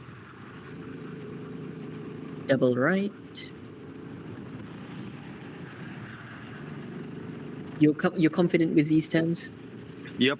Okay. Here I think I have a good line. Amazing. Also, the kart here jumps really badly. Gotcha. I don't know what to do. We can look on the top right. We got the track map, so we're coming to the back end of the lap. Yep. Any corners over here which are particularly difficult? Maybe the 180 that he just passed. Okay. Here is all right. Yep. I'm hugging the inside much. And right here, these two ones, the kart again jumps a lot. Yeah, I can see in this guy's video as well. Yeah. Whoa, it's shaking so much through there. Nice. Let's cover sector 1 and sector 3 then for you. And just based on this guy's timing, he must be a top driver, 1:16 flat, pretty much. Yeah. The best time I think is 1:15. Mm-hmm. Yeah, he's good. 1:15. Okay, not bad. So let's talk about braking and lifting. Turn 1, the fast left. Are you braking or lifting over here? I'm lefting. You're lifting over here. Okay. Yeah. It's interesting to observe on this lap, just listening to the revs. Wow. He's fully committed. So what you'll notice with this driver, and it seems to be the ideal line, he's entering as wide as possible, almost a tire on the white line, just where the grass is. And he's directing the car towards the middle of the track now. But what do you notice? He's going absolutely flat out. Have you tried taking this corner flat? That flat, no, I don't think I tried that. Okay. Is it like a confidence issue, meaning you just feel you can't do it flat, or I can do it. I feel like I can do it. I usually go in the middle, but there are bumps in the track. I don't know what's going on in the middle of the track. But I thought that was the best route, but just not that. No. That's not a problem. See, every time you go to the track, it's all about experimenting new things. How often do you go here? I think once a week or once 2 weeks. Excellent. So you're getting plenty of track time. What I want you to try next time is a wide entry, right? Reason you want to do a wide entry for the first corner, don't be in the middle as you were telling me you're doing. As wide as possible, open up the angle of this corner. What you'll have to do, and just by looking at this, shift your body weight, lean to the outside, especially when you're trying to go flat through a corner. Leaning away from the corner will load the outside tires.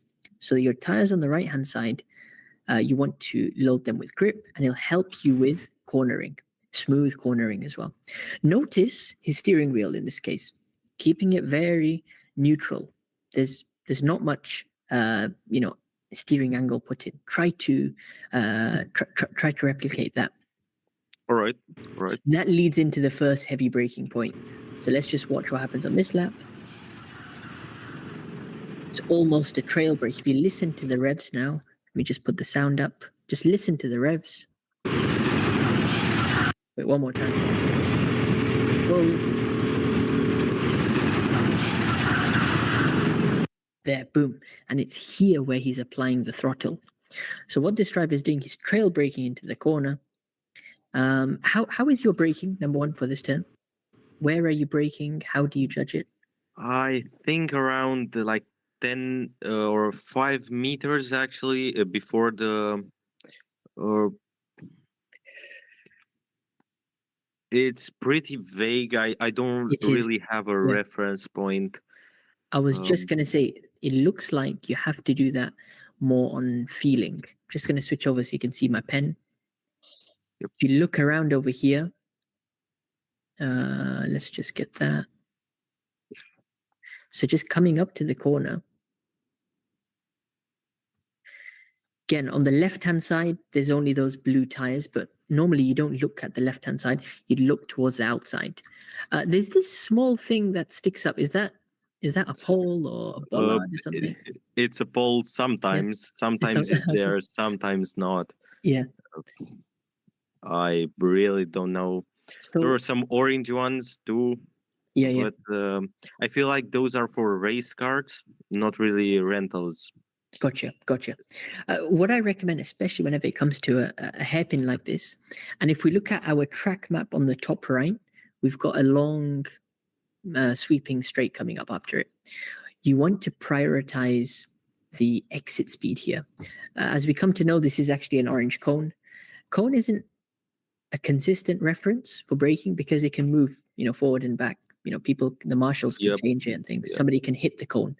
So it's never going to be consistent. But I always would recommend, if you're trying to improve your timing, especially get from 118 to hopefully a 117 or a 116, exit speed through here is important. So what we're going to try and do is go for early braking, right? The cone in this case is a good reference. You can even bring it back before that. So let's go to the curb. You can't really tell on this angle of the video, but you see there's a bit of a curb, blue and white, on the right side. Yep. As that sort of starts, that's a signal. I need to start braking now. Prepare to brake now. Quinton, you got a question? Yes, I had a question about about his video. Like, Go for it. what track was this? Like, in what country is it, if I may ask? Romania. It's in. Oh, okay. Yep. Oh, it's a AMC very kart. big track. Yeah. Oh, yeah. Sorry, I didn't saw it. It's a very big track. Like, I think it's Yeah. bigger as Genk, dude. It's so big. Like, I thought Marienburg was big, dude. All right, that's just what I wanted to ask, man. Good driving, by the way. Awesome. Well, just to show you, this is the track, Quinton, that he's driving at. It's amazing. It looks amazing. Is it FIA official? Like, is it FIA confirmed? Yeah. They Mhm. had some championships with FIA also. Wow. That's awesome. So Yeah. just going back now to the first corner, prioritize early braking. The reason you want to be early on the brakes is so you can try to accelerate out the corner as best as possible. What this driver's done, he's actually gone for a late braking technique, carry the brakes into the corner. I think he's very experienced, he's confident with his lines. The idea is we want to try and hit a late apex. Typical hairpin turn requires a late apex. What are you currently doing? Middle apex? Late apex? I'm trying to go for the middle apex, but actually hitting the late one, and I usually spin. Sometimes, not that usually, but if I'm going aggressively and trying to get that time, I usually just spin. It's I don't know if I should be hard braking or light braking. It's just a Well, big it's question. interesting. It's interesting you talk about spinning. Where do you spin? On the corner entry or the corner The exit. The exit. The exit. Okay, that's very interesting. So it's about here. You'd say you'd start Right here. Yes, I turn the wheel way too much on the left, and I just go spinning. and then you go spinning. Yep. Based on your explanation, I can understand you might be carrying too much speed, right? You're going too fast, or you're too fast. You're too quick on the accelerator. So that's why I'm telling you, prioritize early braking.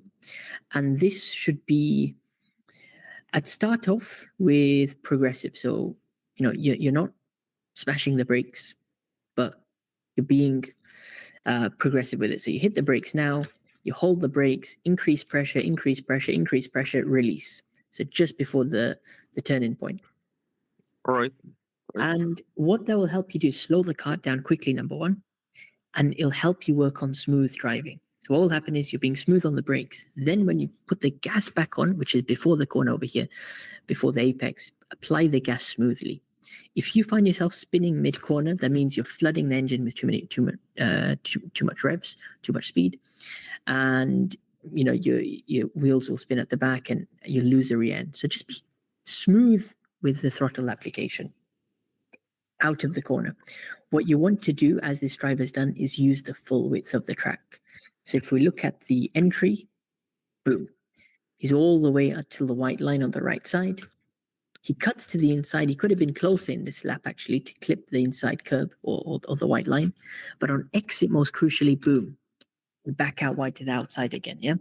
So all that momentum you're building, you need to carry that, because now you got a long straight coming up, yeah? Yep, I get it.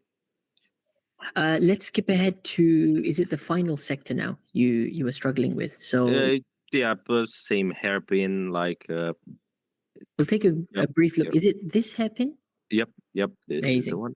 So this is, again, a typical high-speed hairpin. We're approaching, if you look on the top right-hand side of the screen, it's the back straight, right? Let's watch what this driver does in this case. He brakes late. And again, he's back on gas. Okay, so he's trail braking through there. It's very, a very tricky corner, because if you look, there's no references again. There's only those blue tires on the left side, but yep, that's amazing. Yeah. At the moment, where are you braking? I would say about a little more in the front. If you see the black lines on the track, like around there. About right here. Yep. Amazing. So just about here. That's quite late. Yeah. That's not bad. What I would recommend again is dealing with this section as a double hairpin corner. if you look on the top right-hand side of the screen, we've got a sharp hairpin into a fast right. It's actually a triple hairpin if you think about it. It's a left, then a right, then a left. What you want to do is exit this corner with a late apex, so you're positioned more in the middle or the left-hand side of the track. You see how this driver went is more in the middle, right? Yep. What you don't want to do is enter the second hairpin on the right-hand side of the track. How is your entry like at the moment for the second hairpin? Around here, if I go too much on the right, I would center myself onto the left. I also here the kart is jumping. It's Okay. really bad. After the hairpin right here, the kart just goes. Gotcha. So what we want to do for the first hairpin, hard brakes, continue where you brake. This is nice and deep into the corner, and continue in a straight line. So I want you to look towards these black tires or the tree at the back. Yeah. What will happen when you continue in a straight line is you overshoot the corner slightly. So you're going for a sharp, late turning. See, in this case, the driver turned quite early, and then he's correcting himself mid-corner as well. He turned to the left, he corrected back to the left, and he's actually missed the apex. He's not clipping the curb altogether. Take a sharp but late turn-in so you can hit a late apex, yeah? Either ride the curb, experiment that, getting onto the curb, or just until this white line over here. All right. And what that will do is, again, it'll give you a boost out the corner. It'll carry your momentum. It'll give you good exit speed. And then you're able to cut the meters. So you'll be able to go across the track. You see how this driver on the onboard, I think he had the potential to do a 115. But what's happened, he's gone very wide over here. And now he's bringing the car all the way back to the left. Yeah. I usually do that also. Yeah. Just try to take a late apex over here. So automatically, by taking a late apex, you're now set up on the middle or left-hand side of the track. So you don't have to waste meters going all the way here and then going all the way back to the left. Yeah. I get it. Automatically stay in the middle. And then you have a good entry for the right. Just the final couple of corners. You said you were experiencing a lot of shaking over here. Honestly, on some tracks, it's due to the banking of the corner. It could be uneven, right? The surface as well could be quite rough. Generally, you want to ride those bumps, but use your body weight to reduce the shaking or the jumping. So are you leaning in these corners? Are you leaning your body? Yep. I'm trying to go on the inside, the leaning on the inside, but I feel like that's too much pressure on the wheels. Okay. So you're leaning over here to the right. You're going angling to the right. What I would do, try and experiment this next time, lean the opposite way. Lean to the left. What we do is when we lean to the left, let me just try and bring my pen up. We're putting pressure and grip and load on the outside tires. You really want to load the outside tires with grip. Remember, the outside tires will be the ones with the most load as you take a right-hand corner. So think about the same leaning technique, but the opposite side. And remember, the natural force will push you that way, so you don't have to fight it. You go with it. Have you ever tried leaning out? I think I did, but in the next hairpin, like the third one, and it didn't feel quite good. I don't know. The kart was even more unstable. I was jumping even more. With leaning out. Yeah. Interesting. Well, that's very, very interesting feedback. Then sometimes, especially when the kart shakes, it means you're carrying too much speed. So you're going beyond what the tires can cope, right? That's what you have to identify. All you can do to improve this is a very brief lift off the gas. Are you lifting or braking for this corner? I'm trying to lift, not braking. Not braking. How long are you lifting for? Short or long time? I just kind of feel it. I press the throttle, then I release, press again, release, feel how the kart's going, if it's going too much on the outside or inside. trying to Okay. correct that. Just give me 1 sec, as there's a few people in the chat who have put some comments. Jazz, okay, will admit you. So what I recommend is either lift for longer in preparation for this corner, so that reduces your speed, or give it a bit of brake. Experiment which works best. Generally, when the kart shakes excessively, you're going beyond what the tires can do, right? So Right. sacrifice time on entry to be fast on exit. Final corner, couple of corners into the sweeping left. Are you struggling with anything over here now as we end the lap? A little bit right here. Right Okay. here. These two ones are like two corners right here. The cart's shaking uncontrollably. Yeah, Here I can it's tell in this just video. Yeah. I have no idea what to do with it. Yeah. Here also just like What happens when it shakes? You're not able to control the kart, or you go off the line. no problem, but Okay. the very big problem is with my back. I mean, it's No. killing me. It's just throwing me in the cart. I have around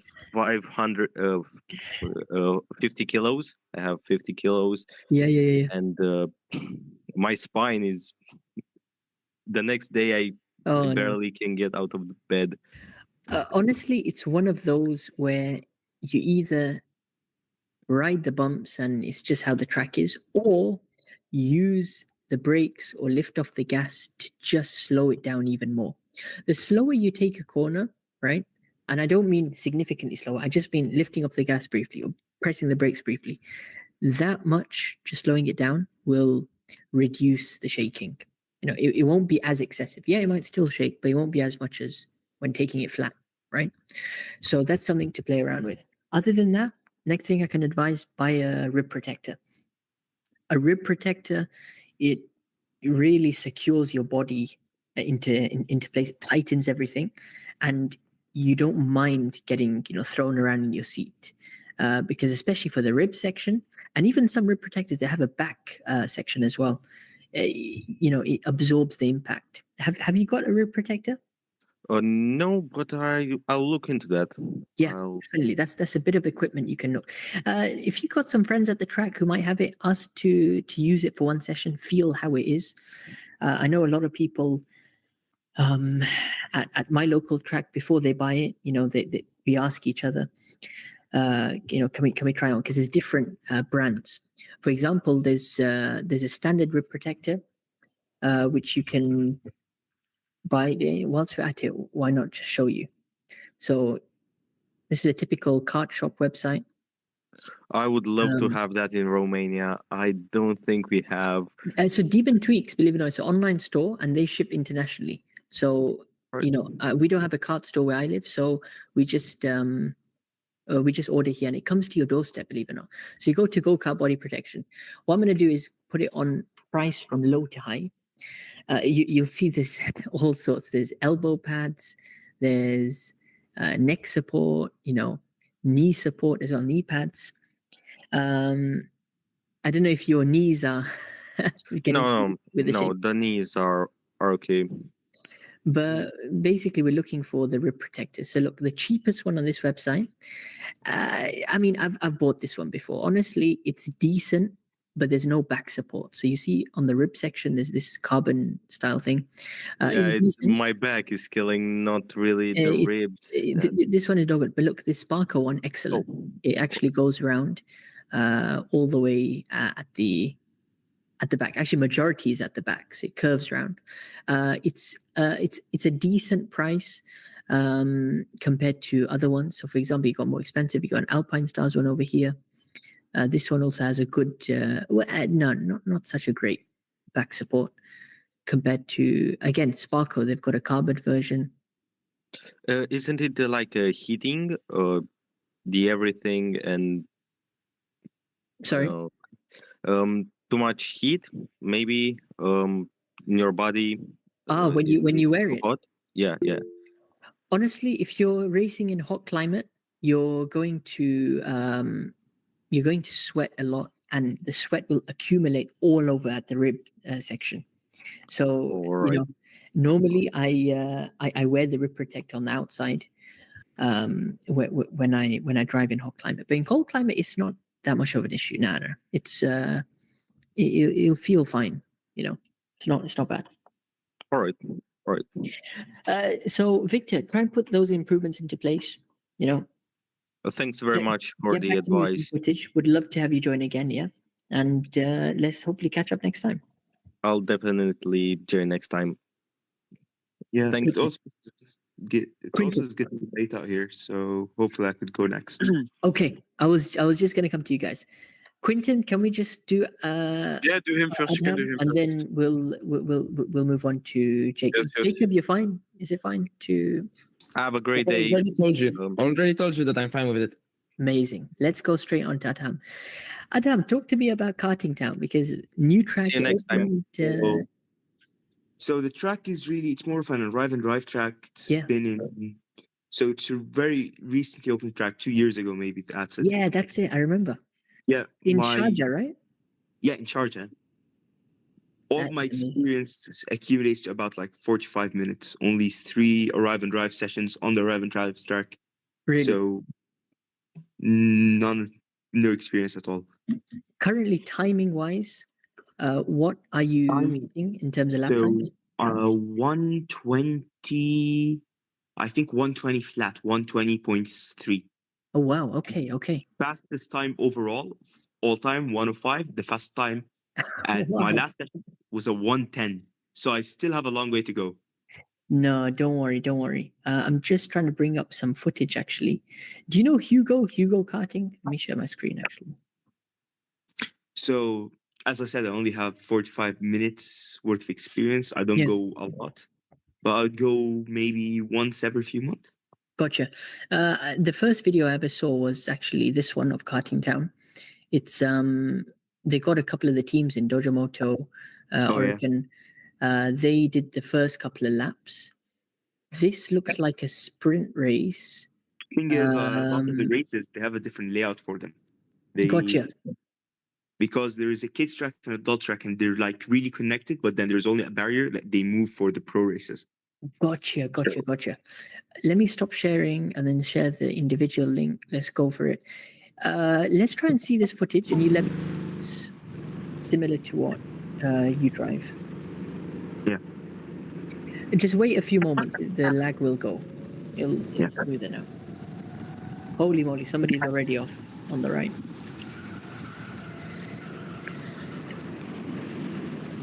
Yeah, this is very similar to the layout I use. Excellent. You got some top drivers in front. That's the. Is it Mirpag Racing? Well, I don't think a lot of the pro teams race around here because this track only has Saudi cars. I think the Rack Track, Al Ain Raceway, and also the tracks in the other Emirates are the ones that host the actual pro races. Yeah, they do the road tax and Miami. This is the layout, yeah? Just going through a lap. Yeah, it is. Pretty much the same? It is exactly the same. Exactly the same. That is amazing. Let's just finish off a lap and then I want to pause it. Yeah. So, especially with a track like this, when it's new and it's outdoors, it's really the best time to drive on the track. Once it gets old and it becomes 5-10 years, that's the tarmac begins to degrade. Exactly. And that's a lap, yeah? That's one lap done. Yeah, that's one lap. Amazing. So the corners I struggle with most, I think, is turn 1. I really can't find a good braking point, as well as the racing line there. It's really more technical. Reason I'm really happy we got this footage is just to pause it. So the guy in the red suit, that's one of the top drivers for one of the top rental car teams. This looks like it's another one of the top drivers. You've got a very, very competitive field. So I'm going to try and skip to a lap where he's got some clean air. They were working together, believe it or not. And that's turn 1, I think, done. Yeah. Is that turn 1? No. Turn 1 is all the way back. This is more like turn 2, 3. You're right. Let's just skip ahead to over here.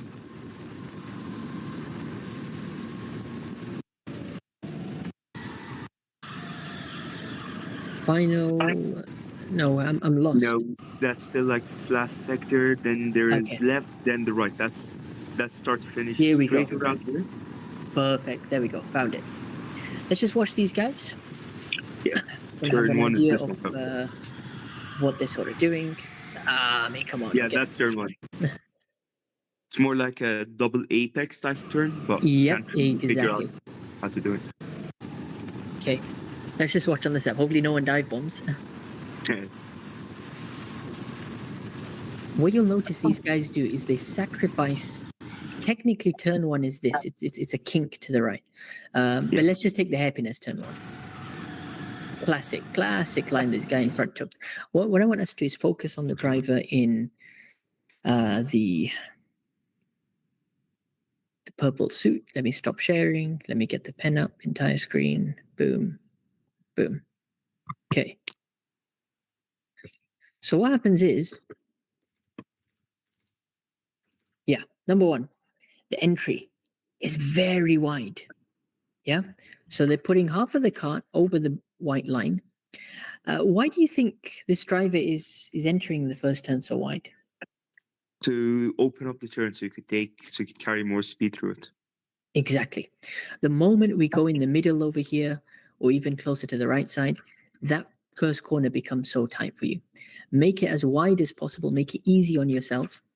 So I do this line when you've got an appropriate gap to the cart behind. I guess when you drive in Arrive and Drive, is it 20 drivers on track or 15 at a time? Oh, because I usually come more towards like 7, 8 p.m. It's usually a maximum of 10 drivers, but sometimes even down to 4. Oh, okay. So you don't go at the peak times? No. Gotcha. Give us one moment, because I was going to say the line that I'm showing you there is a qualifying line.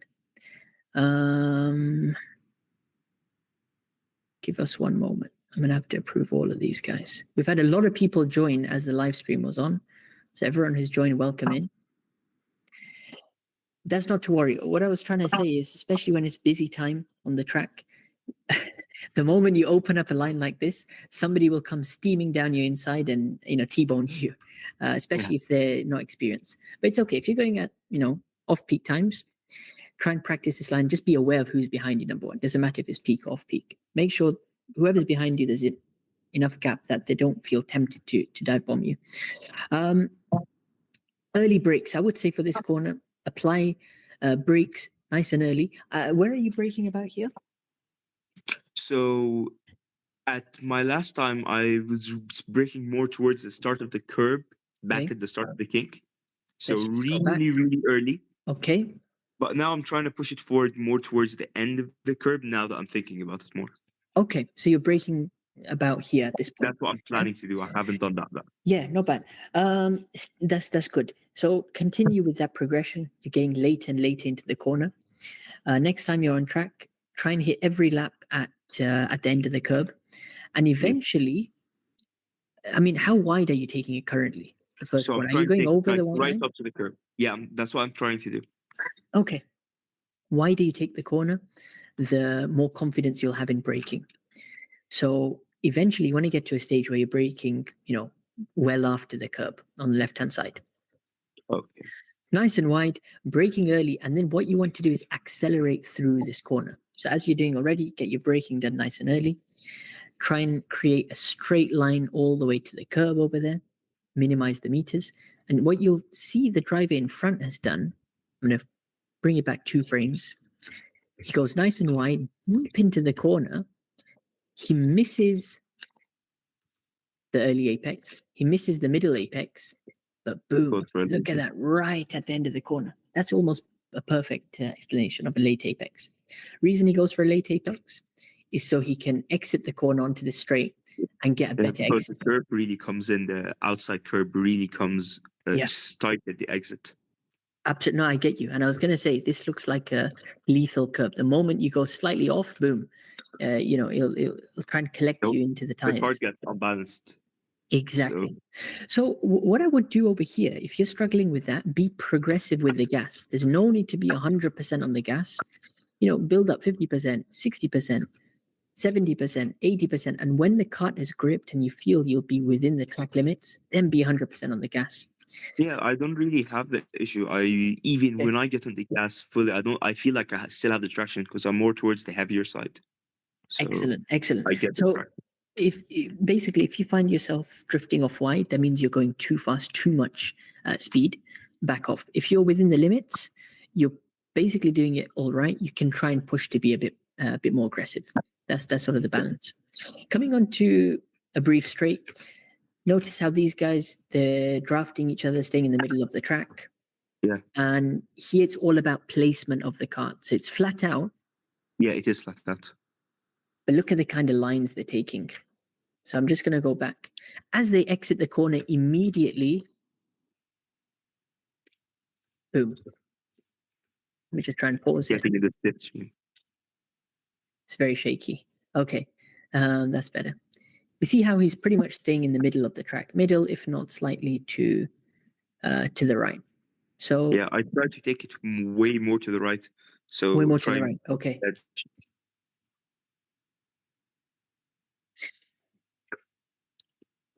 Kissing the curb on the left over here.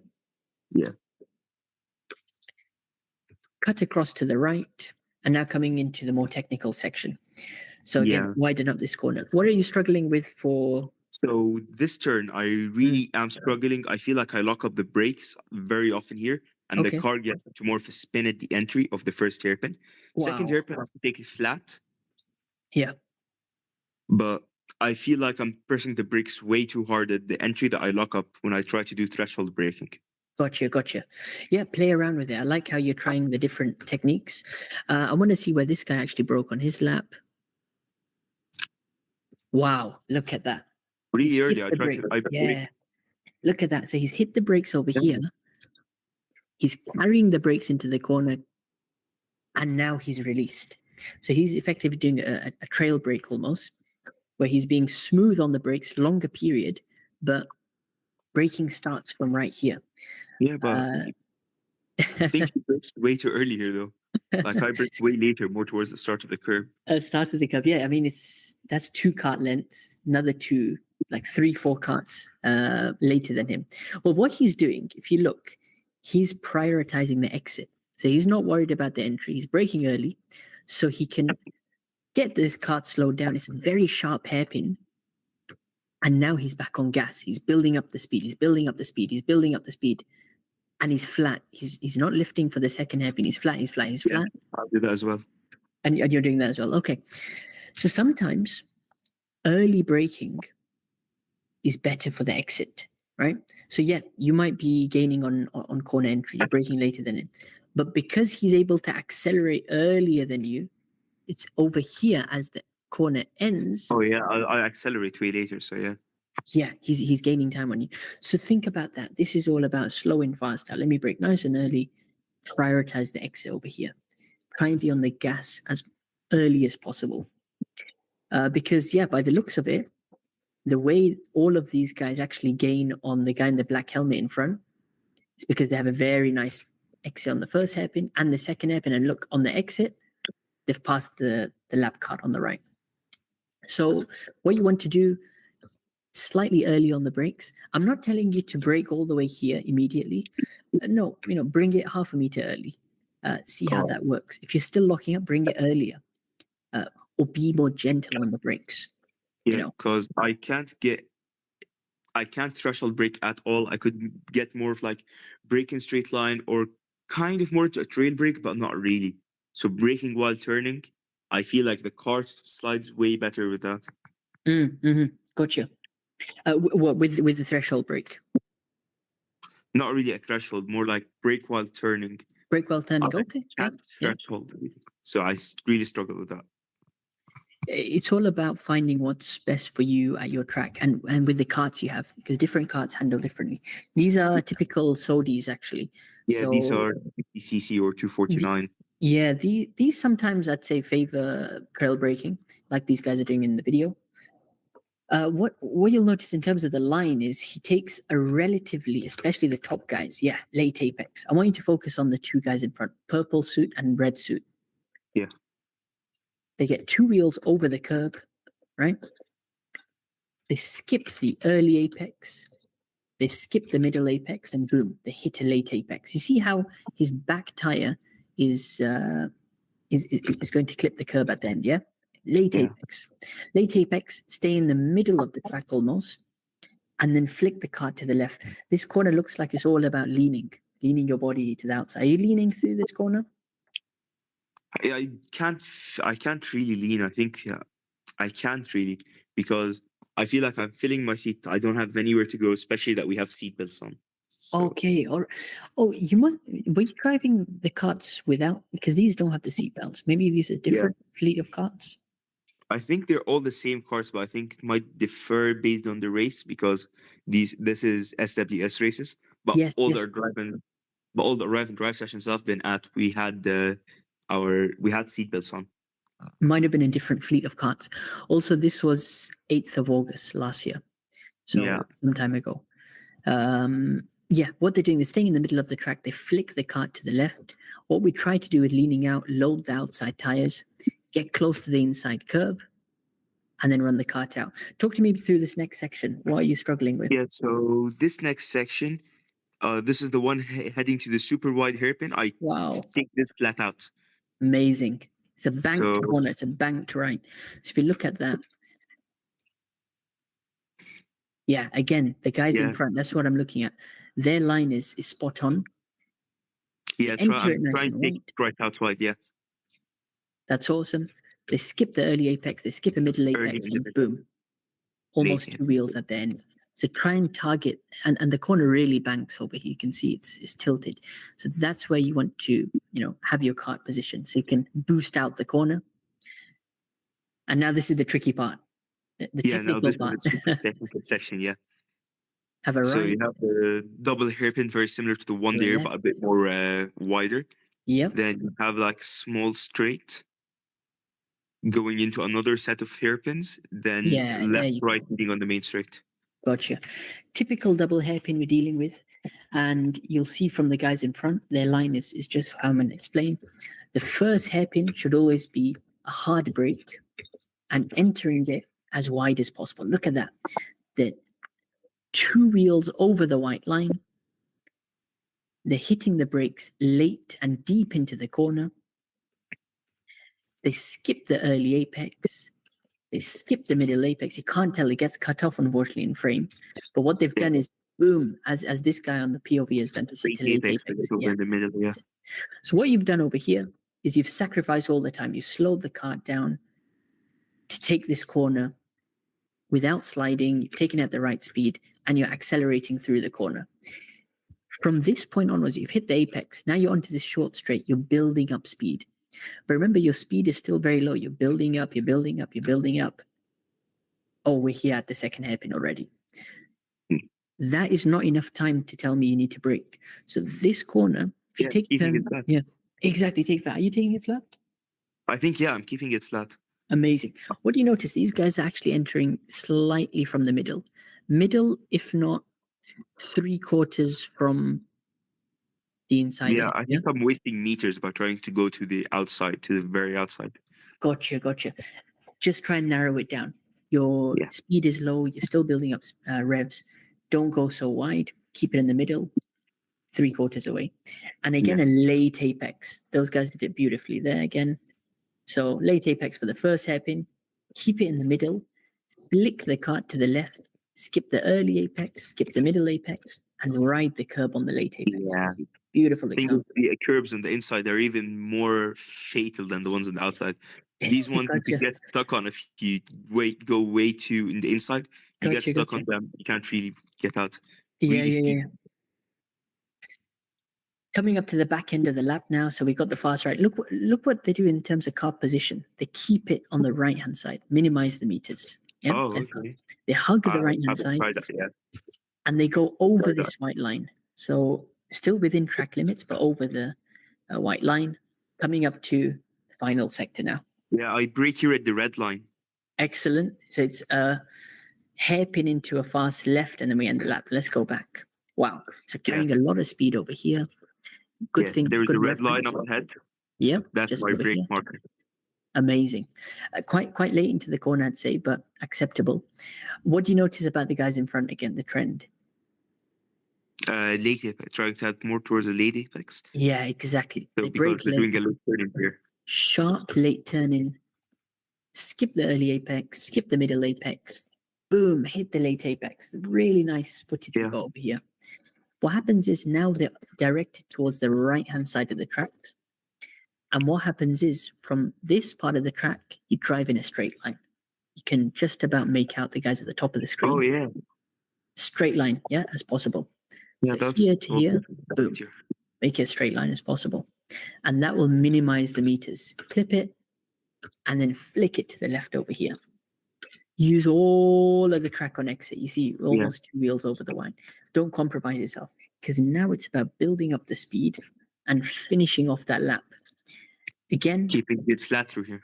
Yeah, keeping it flat. Notice the placement of the kart. So as we pass the barrier on the right, we're now going to do another straight line to the next corner. And then as we get to that curb on the left, we're going to do another straight line to the next corner. Just like that. Yeah. And then on just to the final straight. Slowly veer out, yeah. A human DRS, are you leaning forward? Again, the seatbelt's kind of an issue, but I try to lean forward. Seatbelt is an issue, I was going to say, because it feels quite dodgy with that. So I think overall, you've just got to focus on slowing fast out for a lot of the corners. Now, if you find yourself locking up or sliding a bit, slow it down. And always prioritize late apex, late apex, late apex. The best way to train yourself to do a late apex is turn later than you think. So normally, you've got your line now. Whatever you're doing, just delay it by half a second. And think about that in every corner. Okay, like for example, here we're coming up to the hairpin. I'm carrying speed. I'm going to brake slightly earlier. I normally turn here, delay, turn now, hit a late apex. Yeah. And that's the trend at this track. There's lots of hairpin turns. So you've got to hit a late apex and make sure your kart is positioned at the right place on the track. And also, think about kart placement on the straights. It's not just about the corners. It's about where you're positioned on the long straights, not to race time. So, for example, turn 1, the exit's really narrow. So yeah, I'm thinking through a racing perspective. If I'm doing a race start, standing race start, it's gonna be really bad through there because you have a really wide start to finish straight. Then the corner really tightens up, especially at the exit there. Yeah. But maybe that's on the arrive and drive circuit because there's the other way. Instead of going on that straight, you go more to the left and then into the kids' track. I haven't tried that, but I'm thinking they could have had barrier up there. On the outside? Yeah, so if we go back to turn 1. Yeah. I think we're just finishing the lap now. Yeah, start finish straight. No, this is not it. Okay. Yeah, so turn 1 coming up. The other way after turn 1. So turn 1 here, the kink. Yep. And turn 2, the hairpin would be different. They would go off to the left right after. So it would be a right, then left. Oh, okay. Because there's like a different part of the track there that's not usually open. It's made as a kids track for kids 12 Gotcha. New layout, yeah? Yeah, so that's the arrive drive layout. This is the one in the video. The other one is the one that they use for competitions, and they have endurance races. Amazing. Honestly, I hope to visit this track soon. This has been on the list. And, I'll shoot you a message if I'm in town because we'd love to meet up with you and do some sessions. Inshallah. Right. It's a pleasure, Adham. Let's catch up in the next session. If you got any footage as well, be sure to share it in the next session. Right. Thank you. I have to leave now as well. Take care. I know it's late. Yeah. Have a good evening. All right, guys. We've got Jacob and Quinty. You're very patient, guys. But I know the time difference will mean it's not too late compared to others, yeah? But you guys.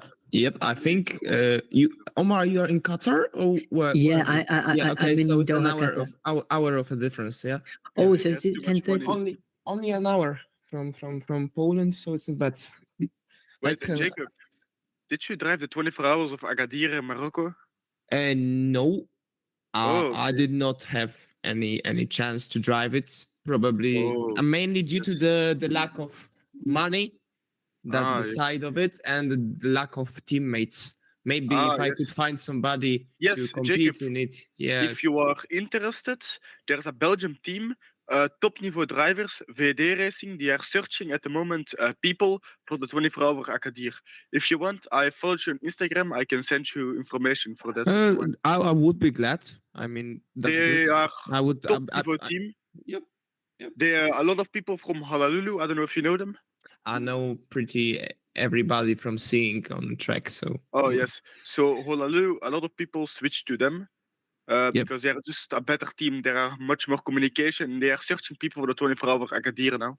Okay, so that would be great. I mean, yes, and they have a special deal. I thought you get the hotel. They have like a special korting for. They have like a special down percentage for a hotel. I thought something. That's good. That's good. One of the costs goes lower at least. Yeah, if you end up going, you can contact Saad on the academy here. That's his local track, I think. That's great. Yeah, we were just watching Tariq, right? He was doing the lap. I will be honest with you. I watched many onboards from top European drivers on this track because they went on some racing here for 24 hours. I mean, I have to be honest. Those tracks in let's say in Agadir here in Qatar or this karting town that I have seen, those tracks are really amazing. Like I love that they are so wide. Like I'm missing this type of outdoor tracks because I started my journey at the outdoor track and now let's say I've synced in to the indoor ones. But I have something in common that I love the outdoors one. I think indoor is a different skill as well, and it's completely different story. The top drivers in indoor, wow, it's insane. Like they've got some. I send it you through Instagram. The link. It's on Facebook. If you don't my mind. phone is currently charging, so I can. Oh yeah, I just sent it at you. So okay, I will check it on my PC. Just give me a second. I think I've got it. Yep, I've got you here. Yep. So yes, okay, so we've got requests. Yeah, I've got you. Yep. Okay, yep, VD Racing. Okay, I see it. They are a really good team. They drive like top of Europe probably. They are like I recognize some of the faces. Yes, a lot of good people drive for them. Okay, thank you very much, Quinton. Really appreciate it. And I thought the race it was not that expensive. I thought because you drive with 4 or 3 teammates, I think so. Okay. When is the race? 24 hours. 9 and 10 of November. Wait, I will look for you actually. Oh, end of the year then. Okay. It's wait. Oh, bro, all the ads on fucking Facebook. It's so annoying. Yeah, it happens. But don't worry. Once you get those dates up, I'm gonna just start the. Okay, so I will talk you a little bit about this. Yeah. So we are at my local track at Silver Hotel and Go Kart Center. That's how it's called. It's my local track where I train, where I teach over where they begin their journey with karting or just over stuff like here. Here we can see an example of individual training. There are only 2 of us on the track. It's a late night drive, about let's say 9 p.m. So it's quite late. But after the track closes, I have an opportunity to make something like that. So you can train on the unlocked karts because let's say for normal people, we do not unlock the full potential of the karts. I mean, the difference is not huge, but if we would unlock it, it would be a different story, and they would probably hurt themselves. So, could you stop a tiny stop the video right here? So, we are in reverse layout. It's not the layout that I do normally. You can see it from the start, finish straight. Yeah, it's a reverse layout. Those flags at the right side, the KWC was here, like in 2018. Back in 2018, the KWC was here. Every year we host a Polish indoor kart championship here. Many races and many good memories. Jacob, also. Yep. Do you know Adam Suzurpit or something? Yeah, I know Adam. Adam. I was racing really good with. friend of Yeah, mine. I was racing with him in some endurance race back in 2022. We raced together at Dolhen. Yeah. Now he's really good. He's really good. I saw that he managed to make a good performance on BNC. Did not expect it from him, as I know what he did back at KWC on this track. But I knew that he had not huge amount of training, so maybe that was the case also.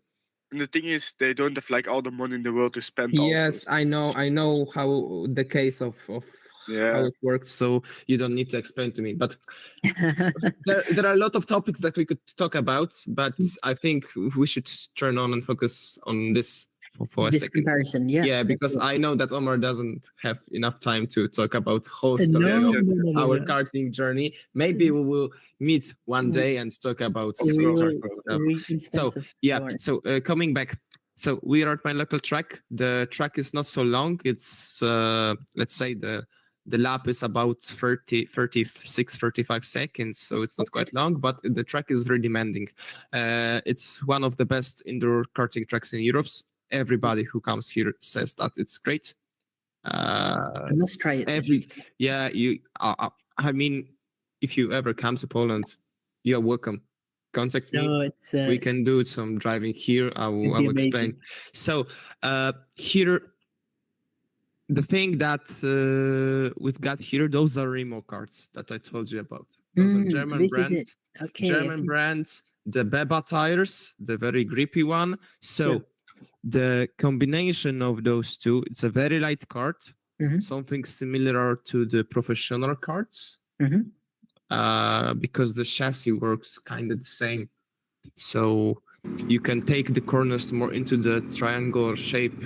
So it works. The rotation is amazing. So we can move back. So I will talk about the lap. So the concept is we are on 95 kilos because the guy who am I teaching is also also does weight 95 kilos. So I've set a fastest lap for a benchmark.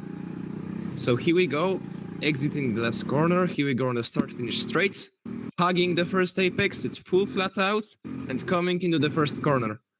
So we open it wide, start steering early. We want to take this triangular shape, braking after turning. Like you can carry a lot of speed, first start turning, go to the corner, and then start braking. And that's the thing. You can go this triangular shape, and it's untypical for most of the tracks. Here at the apex, you can go full throttle, staying at the middle.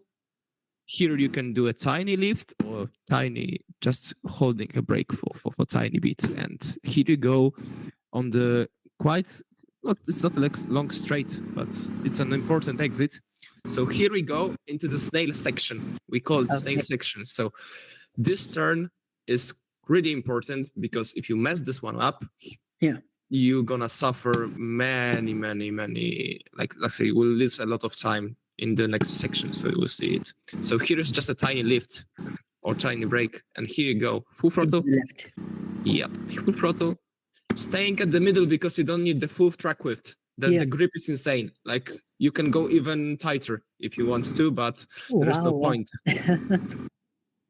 Also at the middle, no need to go anywhere wider because it's enough for turning. You can see turning early. The apex is blind. There are many blind apexes. That's why this track is so hard to master. Basically just driving smooth and keeping everything up together. So the last what do you mean? It shows purple. Was this the fastest lap? Yeah, it's the fastest time in the first sector. Amazing. Yeah, it's like I've just taken my phone, the old one, made the mount, and I use that. It's not any type of the special app. I've just logged on the website of the track, opened the live timing, the Apex live timing, opened my personal account, and then I've got the live timing. It's nothing special. Easy tool to use, but it's very helpful when experimenting with your driving style. What are you using for the mount? So recently I found a guy at the Instagram who is called his profile name is Kart Life Store. He's from I think from France, and he makes those holders. So I bought one. Nice. And you just write to him what type of the phone you have, what model, and he prints it in 3D printer, and it works amazing. It's just holds. You want to go off, so it's great. Yeah. So finishing the lap, last two corners. Here just a tiny lift for the last one, and when you are finishing the lap, you go a little bit tighter just to cut the extra meters, and here you go. Here you go. 35.7.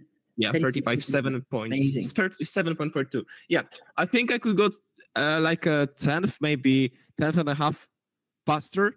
Okay. Considering that this was when the track was not an optimal grip. So here we got the guy. The guy is losing about, let's say, half a second. So we need to analyze it. Here I went for some gap, so we will see how much we are losing. So here we go into the first corner. Maybe let's watch the full lap, and then we will do it after corner after the corner. So you will see how much am I gaining. Yeah. First corner definitely, or this hairpin you gained.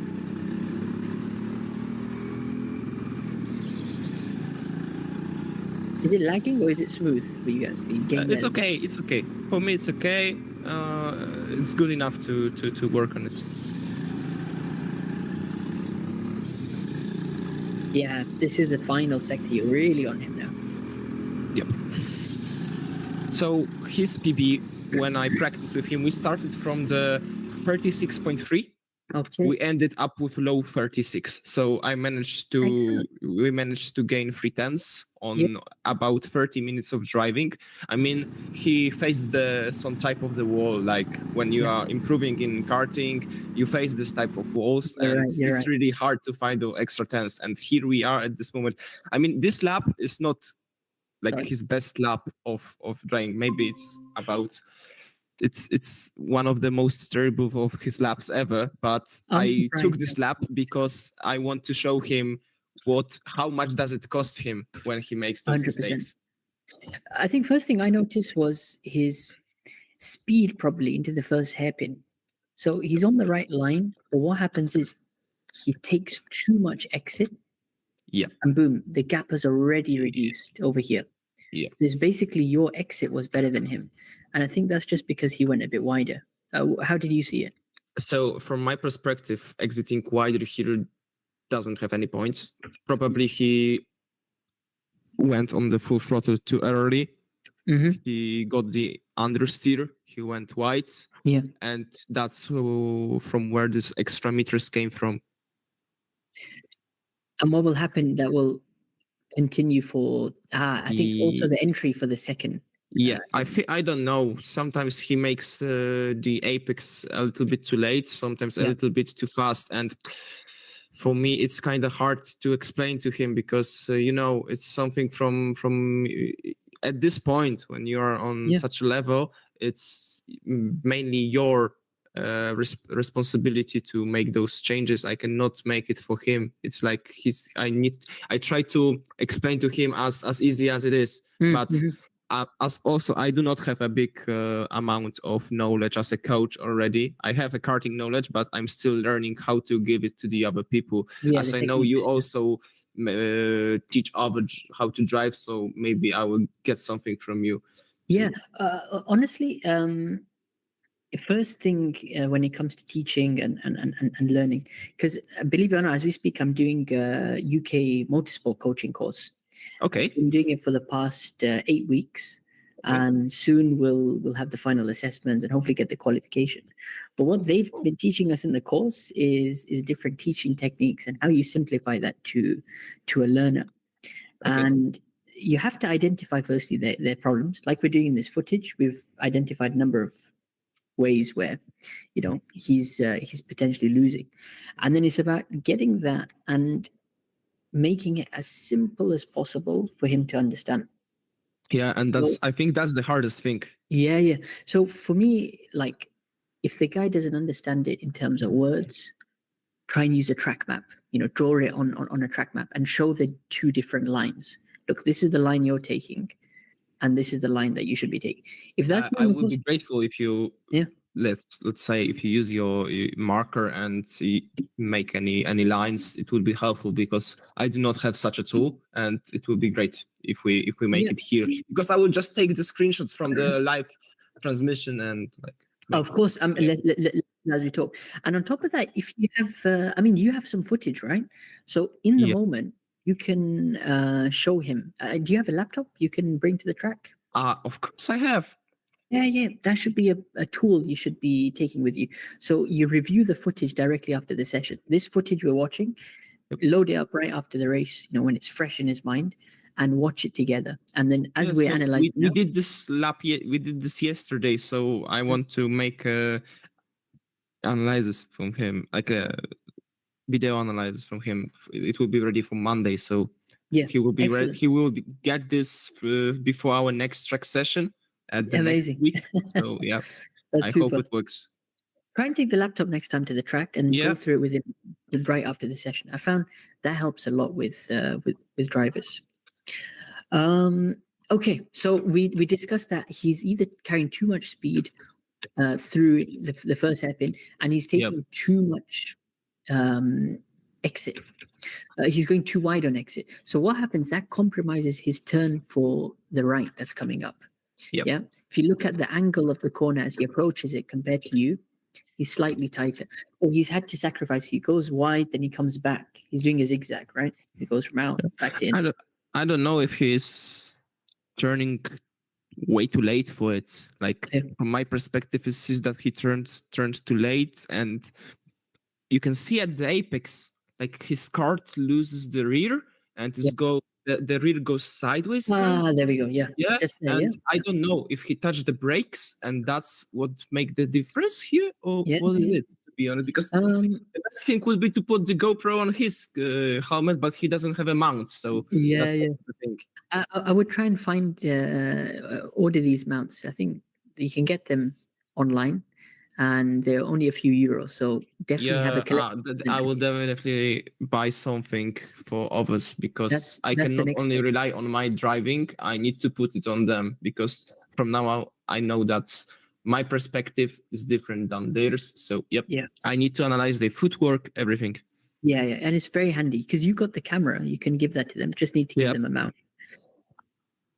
What he's done here, I think he's applying the throttle slowly, and then it's here he puts it full on exit, and then he gets that, rear end. Well, basically at the apex you go full throttle, so I don't think it might be that, but I don't know what's the type of the rotation that he creates in the corner. Like, is it from braking, or is it just like from turning the wheel and accelerating way too fast? Yeah, it was a bit excessive.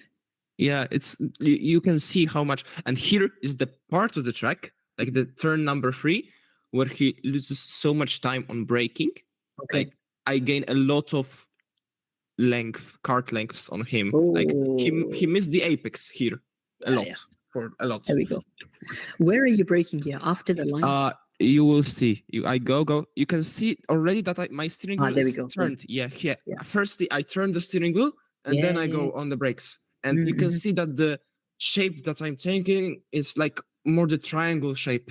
Yeah, because the apex is at the middle. I try to reduce the amount of the meters that I have to go into the corner, because I know the kart has great grip, and it will do that, like what I want to. Also, what I try to explain to him is that he needs to learn that he needs to divide those two things. He cannot turn and brake at the same time on this track. because if he does it, he will create the understeer, which will later make him suffer at the exit or at the entry. And that's what I told him. But I know that one session might not be enough to change that. He needs to practice a lot to get it. So that's why I'm not putting any pressure on him. You're right. Well, you can see he's missed the apex over here. Yeah, he missed the apex completely. It's cost him quite a lot because look, you gain. Yeah. Into the fast left. Here it was quite okay. Like on the, you can see here he could go a little bit tighter, but he doesn't have to really, because I mean my kart was a little bit faster on the straight, but his kart is better from the acceleration phase. Like we used something called a ref limiter for karts to make them equal. And that's why his kart was limited on the straight line speed, and my kart was faster at the straight line. So gotcha. At the end, you can make the same time with both of the karts, but with some sacrifice. I've just paused at your next braking point, which is just after the white line. Again, you're braking and turning, which is that technique you're telling me about. Yeah. And I just want to see under braking. Look, you gain. Huge amount. Gain. Yeah. And you're tight at the apex, yeah? Like he missed the apex. He took the entry too late from my perspective. You can see this amount, like probably 2/10, so maybe 10th and a half. Yeah. So boom. And you're kissing the wall there. You're right. Literally kissing it. Literally going as close as possible. And what's happened now? Look at the gap. It's almost bumper to bumper. It's like a kart length, basically. Yeah. Coming into the fast left now. Again, also turning too late, in my opinion. Turning too late, leaving the gap. Yeah. It's a very small gap, but it accounts for so much. Yeah, if you add up these gaps, you will. I think that was the third or fourth time, and look at that. You're right onto the apex, and boom! Now you're on his bumper. Boom! Yeah. So it's these. I wouldn't say it's sloppy because he might not know he's doing that, but if that was you doing it, you'd be like, no, that's not the right line.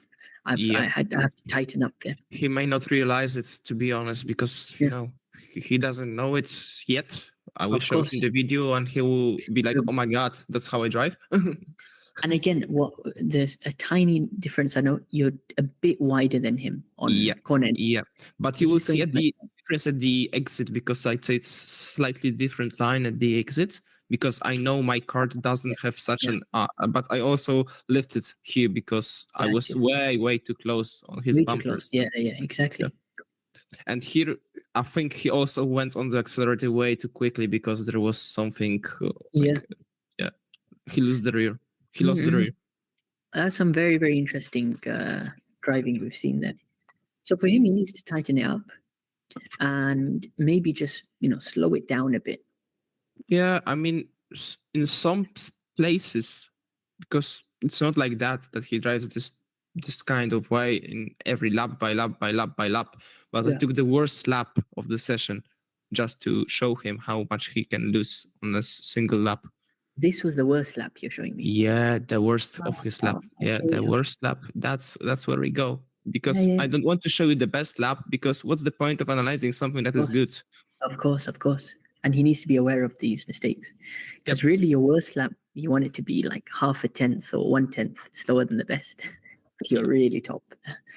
This probably, how many tenths slower was this than his best lap? Probably 3/10 or 3/10, 3/10. So, yep.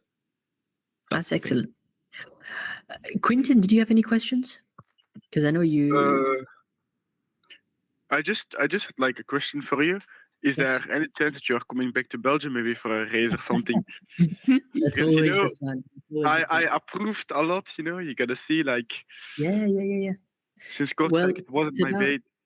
It's about planning out the season and planning the budget for the season. That's the second most important. Yeah. Because obviously with travel and all, the costs add up. Yes, of course. You have to Did Jacob leave? Hello, Jacob. Yeah, I think he said he need to go. Oh no, wait, he's back. He's back. He's back. Sorry, we thought we lost you there, Jacob. I've made a mistake. No, you're all good. You're all good. So yeah, it's really about finding the budget for it. But if it's a really big race like the 24 hours was earlier this year, I normally like to save up for that and put that as today. What are the next big races in Belgium? I think like the big races here in Belgium are like probably 24 hours or Genk. That was that weekend. But there, like, it's only international drivers. Like, Unem Racing, where we drove against. Yeah. Unem Racing. They were P16, so the niveau is really high. The competition. Yeah. Because they're top of Europe, and they were top 16. And then you have like the 24-hour Kortrijk, of course. Yeah. You have the 24-hour Spa, but that's too much money. You pay 4.1k for the 24-hour Spa. 9k euro. What? Sorry? You mean in euros, yeah? Yeah, euros. 4,000. Whoa. That's crazy. That's a huge amount. Yes. And every year it's full 70 cards, I think. Yeah. They make good money, huh? Yes. But it's all because a racing track is like 100 meters from it. So. Yeah, they add the Spa tax on, huh? Exactly. And then we also have the. Wait, let me look what races it's. Like what are you interested? Like endurance or? No, it's endurance, especially if it's on a team. You train together. Yes. I know we have the 24 hours of Mariambourg as well. Also really outdoor? high competition. Yeah, outdoor. Track, right? Yes, outdoor. Heard of that. FIA confirmed track. Wow. At Genk. And then you have like also you have the 24 hours of Dolhain. It's in French. It's basically in Belgium, but it's in the French part of Belgium. Yeah. Probably one of the highest competition in Belgium as well. Wow. So these are like the big 24-hour races. You also have like the sprints, of course. Formule Karting. I don't know if you heard of it. Yes. Yeah. Is that indoor Formule Karting or is that? It's indoor and outdoor actually. I think Jacob drove it one time. I think because I saw something on your Instagram, Jacob. What do you mean? Formule Karting. Did you drive it? No, I've never participated in Formula Karting, but I know what you mean. Yes. I know what you mean. I participated in 24 hours of Kortrijk. I participated in KWC, and not this year, last year. No, back in 2022, I participated in 24 hours. Back in 2023, there was a KWC. I participated in KWC. And in the Nations Cup before the KWC.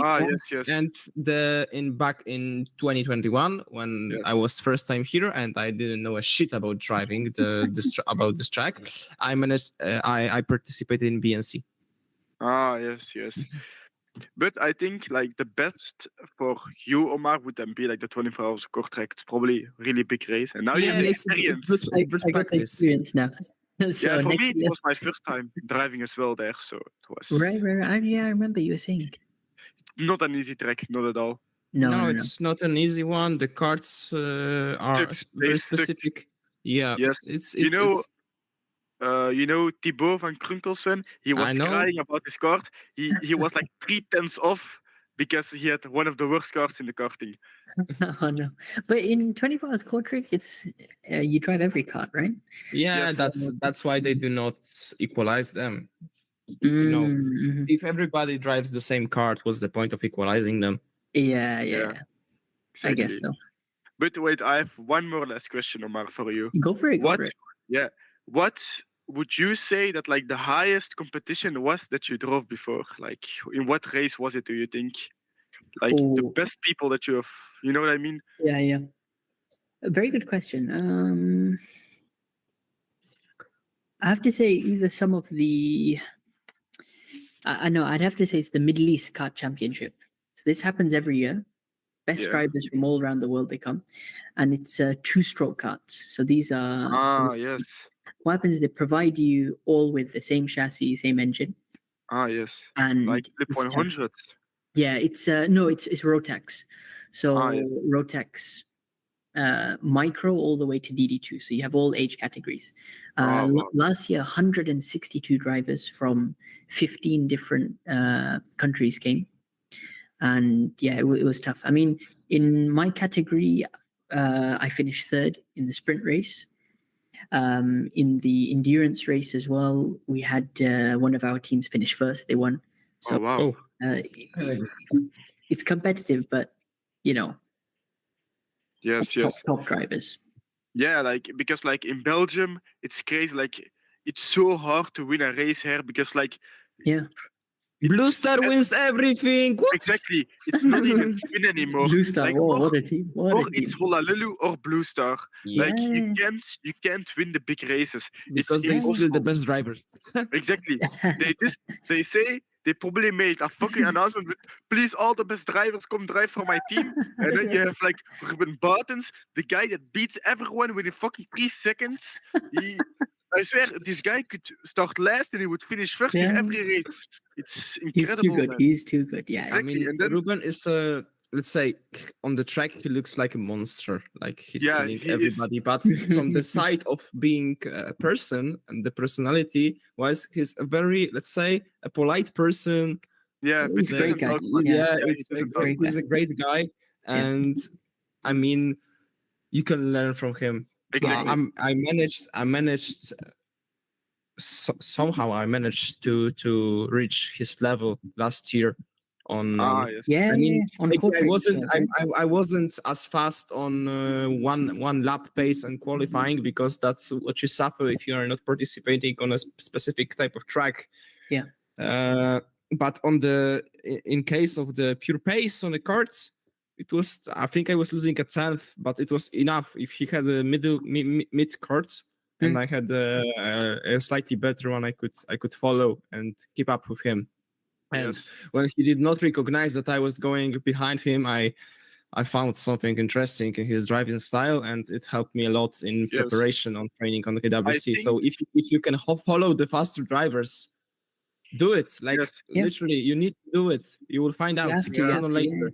And if you have a GoPro driving behind them, priceless. I mean, the cost of the trainings are returning fast in a short amount of time. Yeah. But you know what the funny thing is? Ruben, he doesn't even train before he races. He only drives a race. He doesn't even train because the 24-hour kort track now, the Belgium Nation Championship, everyone trained 30-50 times. They spent like thousands of euros just to train. He just came on the new track. It was a new track. He came first. Wow. I mean, without training. I will be honest. The way I think he also got some of talent, because it's only about the experience. It's not about only about experience, but his natural feeling. Like that's the thing that makes him so fast. He drives a whole different line than everyone. Because in the 24-hour kort track, he drove really weird. Because I was trying to follow Sasha, Levi and things. They drive different than him. And Levi and Sasha are really quick drivers. And then you have Ruben Bartens. He drives a whole different line than everyone, in my opinion. Mm-hmm. I have some footage of me following him, but for 2 laps. You can't really follow him. But like besides Blue Star and Honolulu, the competition is still pretty high. You know, you have Sky High, you have so much different teams with top drivers in the world here in Belgium. Even the small races are almost impossible to win because like all the people are just too good almost in Belgium. Like let's say I'm a rookie driver. I don't see myself as a pro driver, but I can join like a randomized race from like the worst karting. You will still have like top Europe teams driving there because in Belgium, I think Belgium just has like really high competition. That's my opinion. No, 100%. I felt that when I did the race as well. It's because you had next level. Yeah, because you had no one that was bad at driving, in my opinion. There. Yeah, and my teammates were very quick. Like the pressure was on me. I mean, something that you can also not. I will let you continue. Yeah, I will let you continue. In my opinion, Horion is at the moment the best kid in the world. In my opinion, I can agree to that. He was my teammate, and I don't know how he finds. He is an 1 alien, second on me. basically. He's an alien. I drive against him. Yeah. I drive against him a lot, like really a lot, because I drive a lot of races against him. I can follow him. it's impossible. This guy, he sits in his chair like he's in a fucking sofa sitting. Yeah. The guy, he's chilling. He's just almost sleeping in his kart. This guy, he's like just chilling in his kart. He's just watching in front of him. You can see him staring.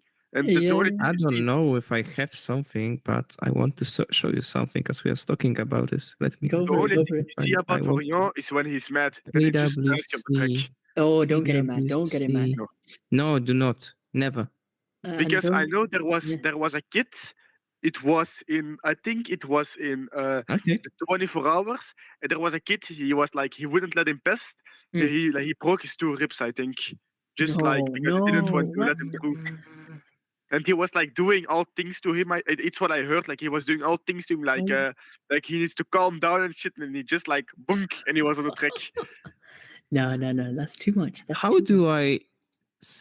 I heard it. I don't know. Share screen. Yeah, but I cannot share the app. I can only see my screens, but I can see only the Google Meet, like from my browser. Yeah, you can do like your whole screen. Entire screen. Okay, so just give me a second. Okay, so I will move my screen here. Yeah, there you go. And here we go. Look what I got here. KWC race. AWC. Look who is, and look who is in front of me. Oh my god! Look at this beautiful guy. On was, yeah. That's when he's still. You know, he has 3 different helmets. You know, he has 2 white Arai. He has 1 white Arai, 1 painted Arai, and 1 white bell. So I will give you a context of it. So it's one of the elimination hits from KWC back then. I managed to qualify, I think, 6th, so it was quite good among this. Let's just look who is in front of me. Rico Harbosch. Okay. I think here is another Bluster driver. I don't know, Christian Duven.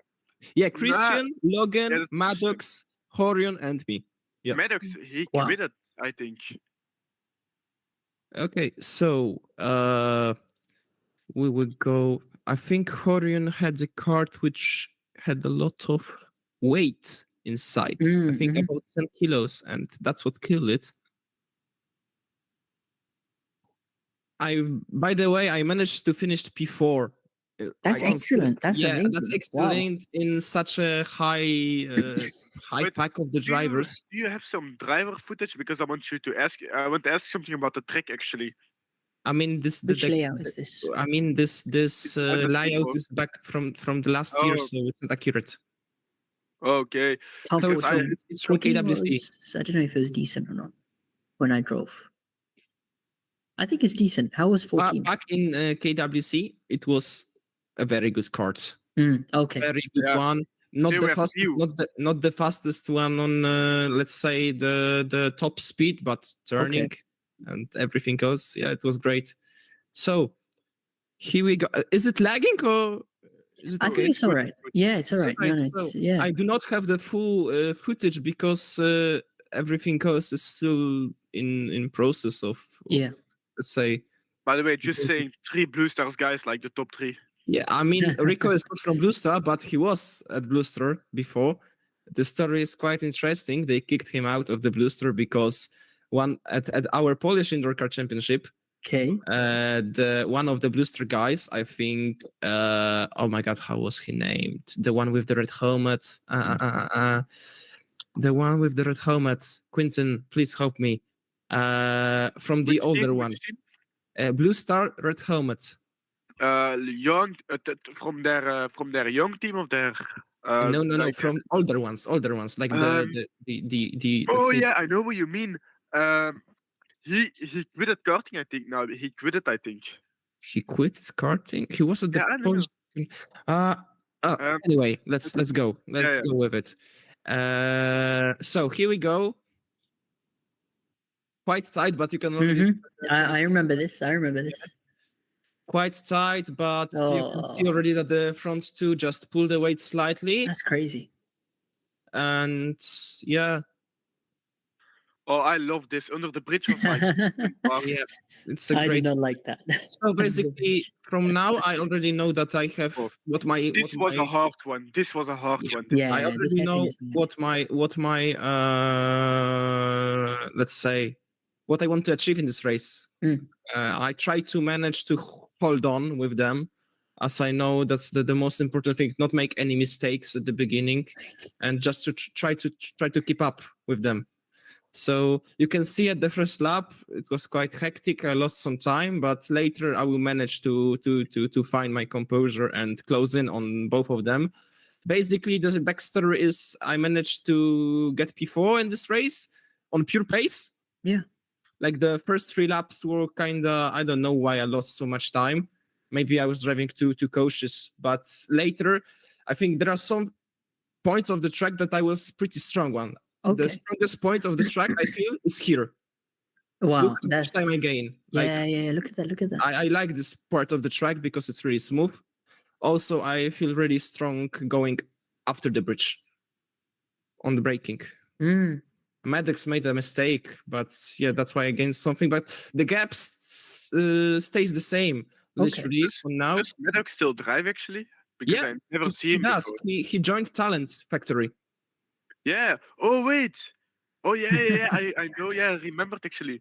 But he only drives like big things now. He doesn't drive like competition anymore. Yeah. So here we go. So Maddox is kind of slowing us down. As you can see, the Rico already pulled. Duven is holding. Like Logan is also kind of far away. I don't know how this guy is shitting in his pants. Horion is driving after him. Like, and here we go. Oh, he dive bombs. Yeah. Nice. And look how much time I gained on the maneuver. This is how much time you lose on this track when you are making a maneuver. Yeah, huge amount. So much time, huge amount of time. That's why you need to be clinical. Yeah, on this track. I had it in the 24 hours also because, like, the back markers, they don't want to let you through. It was really, and you just needed to dive bomb them. So, I'm getting so many flashbacks because I did so many laps at this track. You literally know where are you going. Like, it's not my favorite track. It's very physical. It was so fun, man. But honestly, so much fun. Yeah, I have to admit, it's a physical track. Like I was sore after. But my hands were bleeding. Yeah, seriously. Without the rib protector, you are done. You have to have the rib protector. Bro, literally, you have people, they just dive bomb you there if it's like a world championship almost.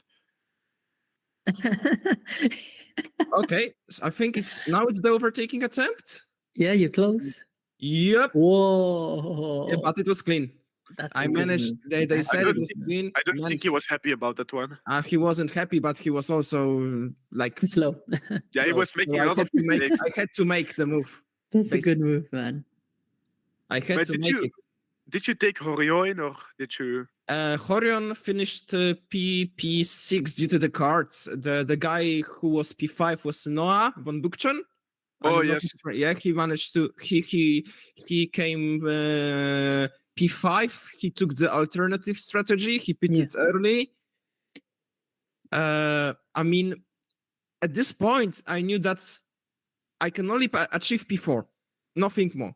Also, you can see there is a good reference point. The video is ending, but I will show you my reference point for pit stop. So after this turn, when you are going on the bridge, you could see drivers coming from this first sector section. Yeah. So here you can see Horion, myself, and here Noah. Here is Noah. And if Noah is at this point at the track, and I am here going onto the bridge, I know that I will be in front of him after the pit stop. Wow. That's some high. How many seconds is that? That's some big brain analysis. Yeah. In the moment, huh? But you know, the pit stops in these competitions are always the scariest things in the world because you never know how your pit stop go. You can go like a little bit too fast and you just blend literally. Yeah, and I think here is the video where the video cuts. I will show you only one more thing. It will be a tight one, but the KWC was one of the best, time of my karting career because I learned so many things back then. What's up, Kieran? What's up? Welcome. Karting. Yeah, here we go. Hello. We've got it. Kieran, welcome. You're just on time because we were wrapping up, and Yep. you joined in straight away, which is awesome. Kieran, did you send me a link for your footage? It won't let me send you the Buckmore one, so Really? it's gonna have to do the Daytona stuff. What happened with the Buckmore one? It just I can't, because I've downloaded it onto my PC. It won't let me because it's too big. So it's like a 20-minute race. All right. Yeah, no worries. We can review that hopefully after. Guys, Which I'm gonna go after this one. yeah, let's just finish off with Jacob and then Yep. and Quinton. So this is just for a backstory. So basically, Yeah, go this for was the race that I managed to get the podium. on Amazing. KWC. So Who's I it only from? met This is a guy in a this skin suit? guy Christian Duven from Blue Star. Okay. So you can see some lines. So he's, let's say, I was in one of the fastest karts. The draw was lucky for me for this race. Also, the field was kind of packed with good drivers, so I was lucky to get this good kart. Christian is in a kart that is somewhere in the middle of the kart pack, let's say quite a good one, but he still manages to be at the top 3, so at the top 5. So yeah, you can see. So here we are. It's like at the middle of the race. We've got 10 minutes left, but I will just skip it to the most important point. The differences of the lines in some part of the tracks are interesting here. Okay. What I've noticed. So here we go. Under the bridge, he noticed that I'm behind him. He already knew it. He knew that what's gonna happen. He goes kinda tighter here, but still manages to hold on quite well despite the slower kart. But here is losing quite a huge amount of time. Whoa, yeah. I don't get it. Like how? Like he's losing such amount. Already, it looks fine, but at the braking, look how much I'm gaining. Oh yeah, but he breaks too late. I don't know if he breaks too late. I think that's the thing is that the car does not have good acceleration of the corner, and that's why he's losing the time. So he made a pit stop. Now I'm in the free air, and you pushed. Yeah, and it's important to be. So basically, Christian finished ahead of me. There was also one more driver that was managed to be first. It was Arno Twen. He won the race. I was third. Christian was second, and there was also another guy from Spain fighting with us. Okay. No, not John. It was Fernando Lara. Oh yes, I think John is the only one that can beat Ruben, in my opinion. John is amazing, like amazing driver. His driving style, he drives the way that I love. Basically, he makes everything by using the brakes. I don't think Omar have drove against him. I think not John. No. Not yet. But be happy. you will feel embarrassed how many times he laps you. Here we go. Pit stop time. You have the screen. Okay, amazing. Yep. Boom. Here we go, and you will see. Here comes Twen. Duven. So we also got one pit stop left. So I think Arno will do his pit stop again because it was somewhat in the middle of the race. I do not remember. It was at the end because the races at KWC are quite long. I mean, they were quite long, about 20 or more laps. So wow. To be honest, if you were in the top 5 with a good kart and your pace was on the top level, you could manage to be on the podium. That's amazing. Went well. So I, despite my maybe not a poor qualifying effort, but it was worse than the top drivers, I could manage to fight with them on pace. Yes. So that was a good thing. I mean, qualifying is the thing that I suffer most of the time because you just need to find how to drive the kart in a perfect way in just few corners. You got this one lap of the qualifying. So in my opinion, if you qualifying top 5 in such a long race, you've got your chances. You need to manage the first lap well, and then you go. Just basically pure pace. That's amazing. In BNC, it was just like that. Adam had like a fucking worst kart. He drove like normally he would drive like into the middle, but he was like almost like I think he was like he drove almost like less because of he said he had a bad kart. That much of a difference it can just make. Yeah, I mean, the way they are equalizing the cards is different to what I know, but Yeah, but the differences, the difference in current karting, it will always be there. Like we cannot do yeah, but anything it reverse. makes sometimes it makes it more fun. Only if it's your own team, then it's not fun. But sometimes it's fun to see how somebody loses when they have a bad kart while they're better. You know. I mean, True, it's true. funny when you see a top class driver. Yeah. If you put Ruben in a shitty one, let's say this card, and he finished top 5, like he still manages to be top 5 at qualifying, but in the race he's like suffering. He's like fighting for his life, and that's amazing. Yeah. But Ruben doesn't give up so easily, bro. You will need to kill him to get that position. I mean, his mental is just amazing. Yeah. So still managing to close up to Christian. Yep. And I think, I don't know if I made mistake here in my race. I just want to ask you, because here we go, just to the end of the race. I know that I will catch up to him. And I want to ask you for your opinion, because it's quite important one. So let's just move up a tiny bit. Look. Yeah. Like look, Closing. that was the difference at the. Oh my God, where is the beginning? That was the difference at the beginning of the lap. Yeah.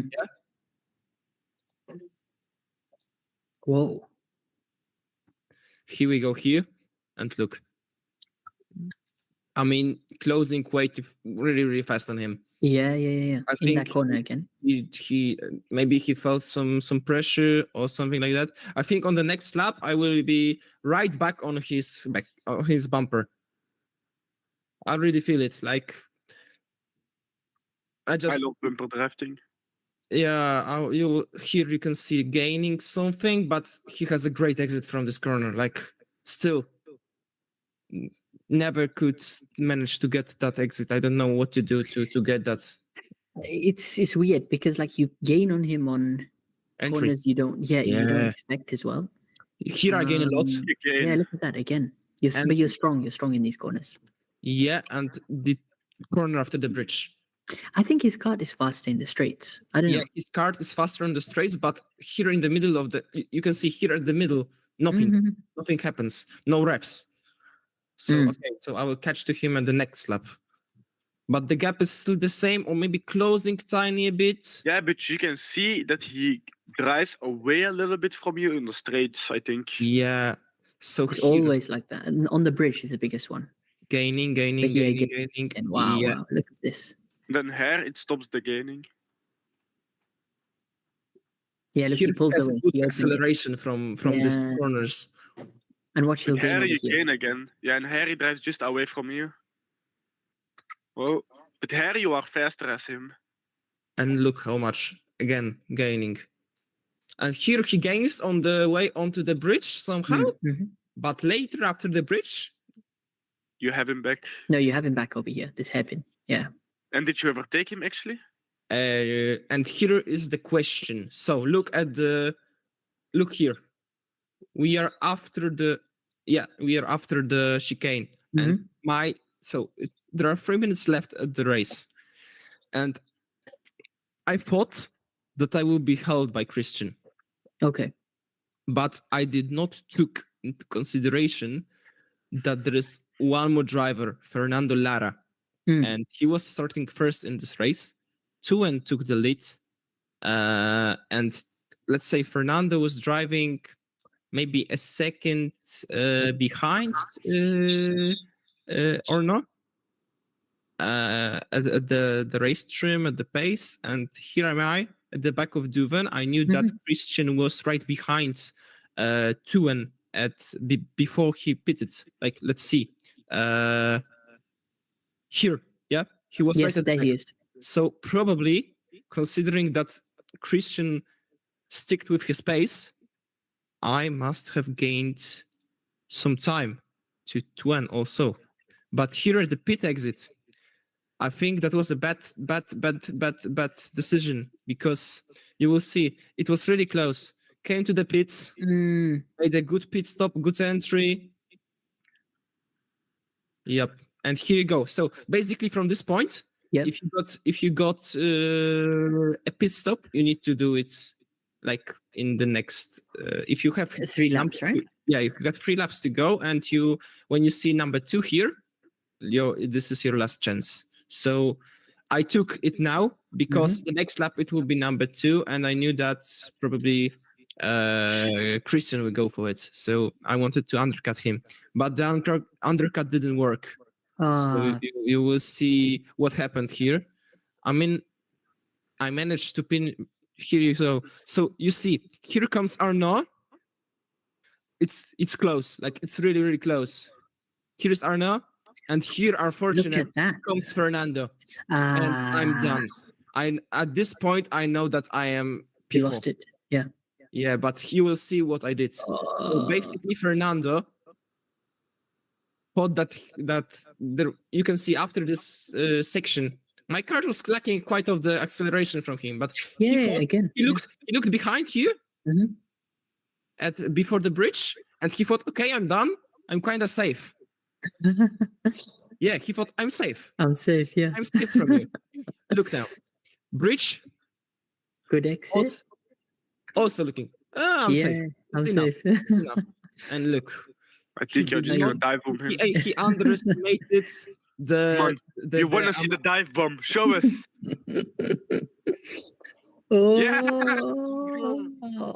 That's and the Paul was standing here. The organizer was like, bravo, good job. Yeah, good move, yeah. Yeah, but the move was good, but we lost the time to Arnaud, unfortunately.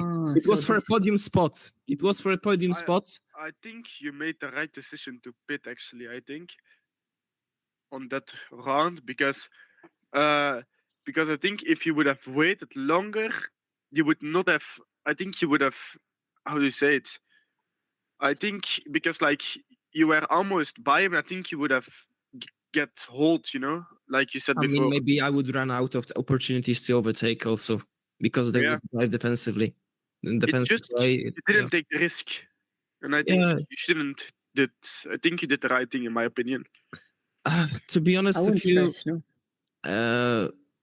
It's kind of hard to judge it, because others say that I should have gone for 1 lap more, because I got 2 more opportunities to pit, but I decided to undercut Christian, because I saw that was gaining so much time. So I thought, okay, I'm right on his bumper. He will drive in a defensive way. We will lose more time this way. So I thought I'm going for an undercut to be in the fresh air, to be in this mix. But I did not took into account that Fernando will be there. Because when I was looking at this point at the bridge, I was like, nah, Fernando is too far away. He won't make a move, but it happened.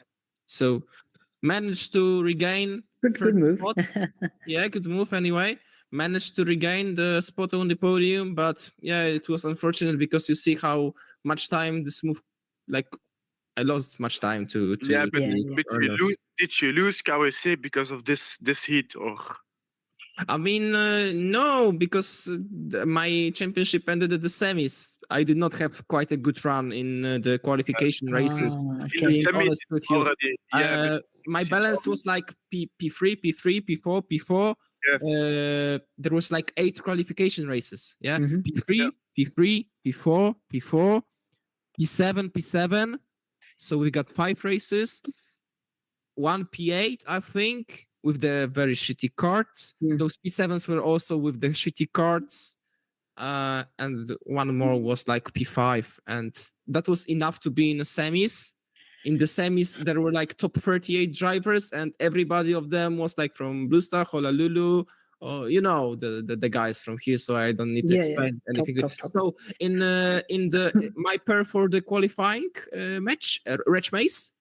So, Quentin, do you know what the pairs in the semifinals are?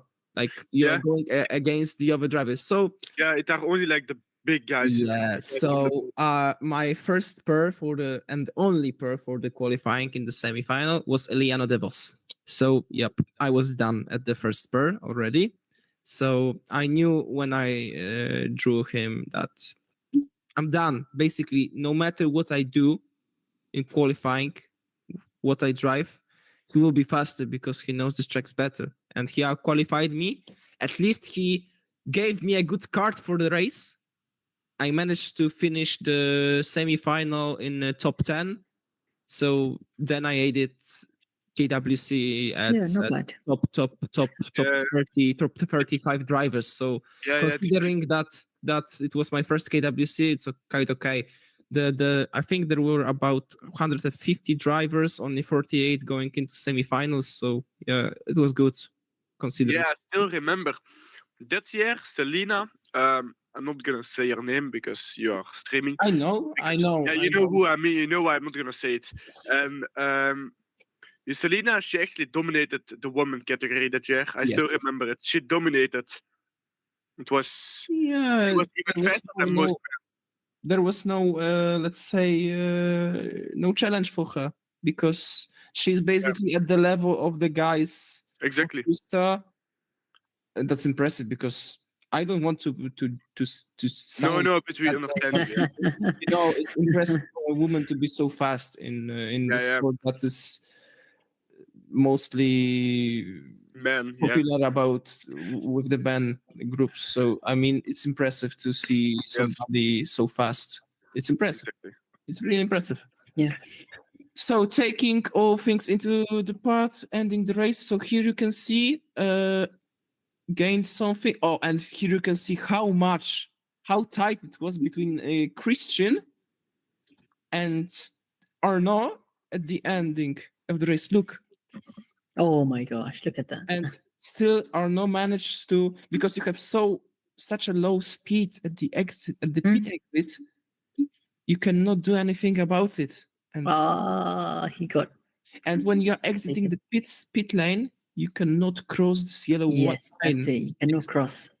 No cross. Yeah. So Christian couldn't have done anything better. He was done. Yeah. He lost it. And now at this lap, you will see how much time you are losing while you are defending. So let's say here I'm 3 kart lengths behind them. 3-4 kart lengths. Bridge section. He defends now? Yeah, you will see it. Oh. And look. Oh, that's crazy. All of the gap is. Yeah. Yeah, but the Honolulu guy is so fucking fast, bro. I mean, those guys have achieved many things in rental karting and probably. Look, he's defending every corner. Damn. Yeah. And look, 1 lap, and I'm pretty much right at the back. Wait. And here goes checkered flag, and that's the end of the race. That was the last lap, so no wonder he was defending. So but these teams have a really good future as well because they. Because Blue Star Future, you have driven against them, Omar. They are good as well. They are crazy. Next level. Yeah. All and of them. Honolulu also. It's gonna be a wild year. Yeah. I think that's for me. It's for today. I have nothing. Guys, thank you so much for joining. Thank you for Jacob, Quinton. Your time. I hope the live will be saved at YouTube so I can. It will be on YouTube. You can check it out definitely after this. That's great. So let's hopefully meet in the next session, guys. Yep. Over to Kieran. Thank you, guys. Bye. Wish you a great night. Kieran, thank you for waiting. Thank you for joining as well. Alright. Sorry about being late. No, it's all good. Actually, how was your endurance race finished? Yes. Wow, how was that? It went very well. So I think we got 4th place in both of our races. But we lost out in the first 2-hour race by like half a second. We got beaten, but on like 2 corners from the end. No way. Yeah, but hey, it went really well. Yeah. I don't know what I improved my lap times by, but my Sodi lap time was quite good. in comparison to the practice that I did with you. So this was at Milton Keynes, right? It was the. Yes. I remember seeing the photos they put out. How many guys in your team for the 6 hour? There was 3 of us. Not bad, not bad. So you guys did a good job then.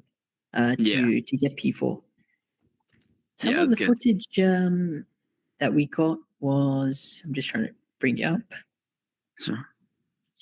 And we got.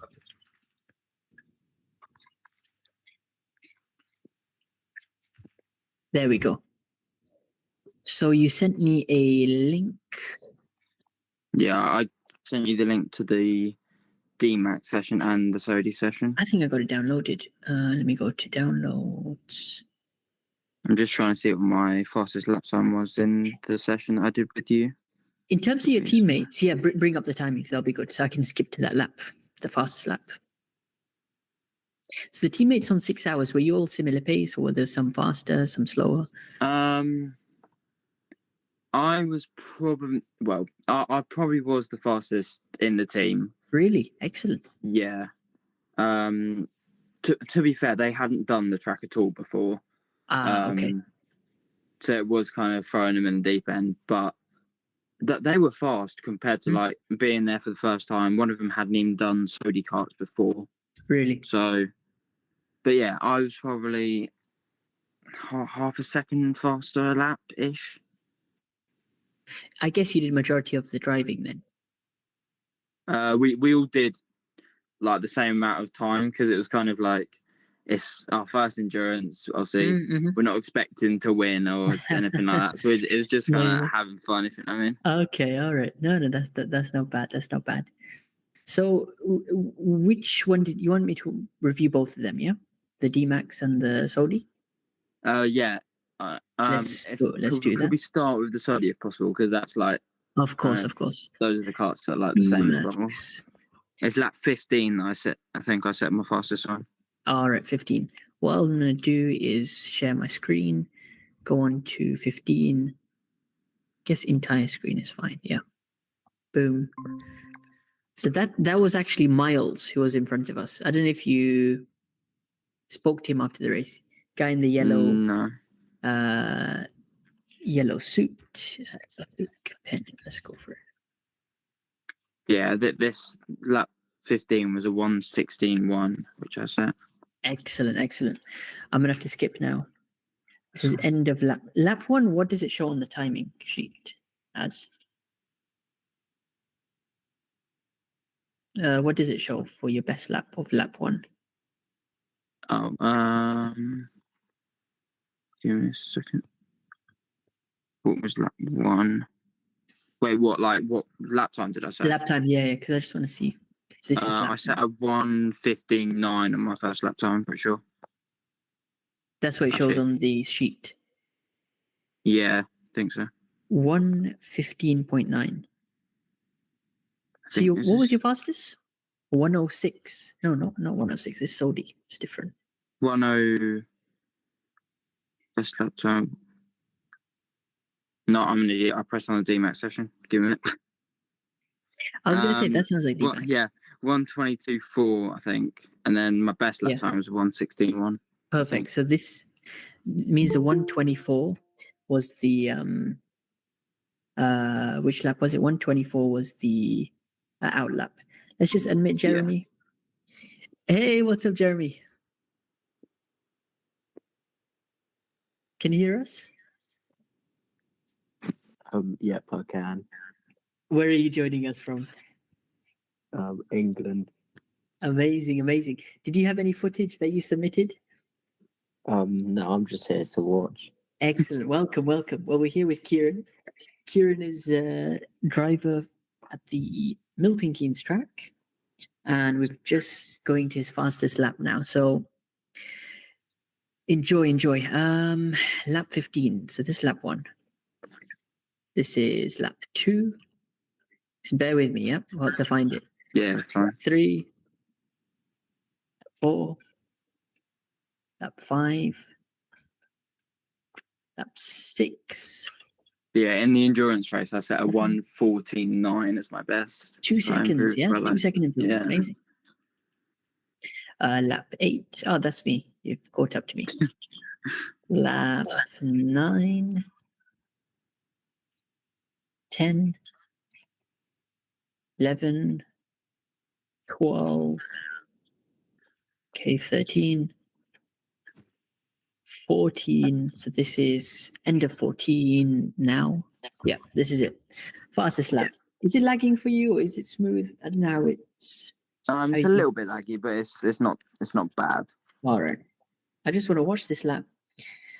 This is a 16 point. 16-1. 16-1, all right. The marshal was. I don't think it's that lap then. No. No, might not. No, definitely not. That's the end. Okay.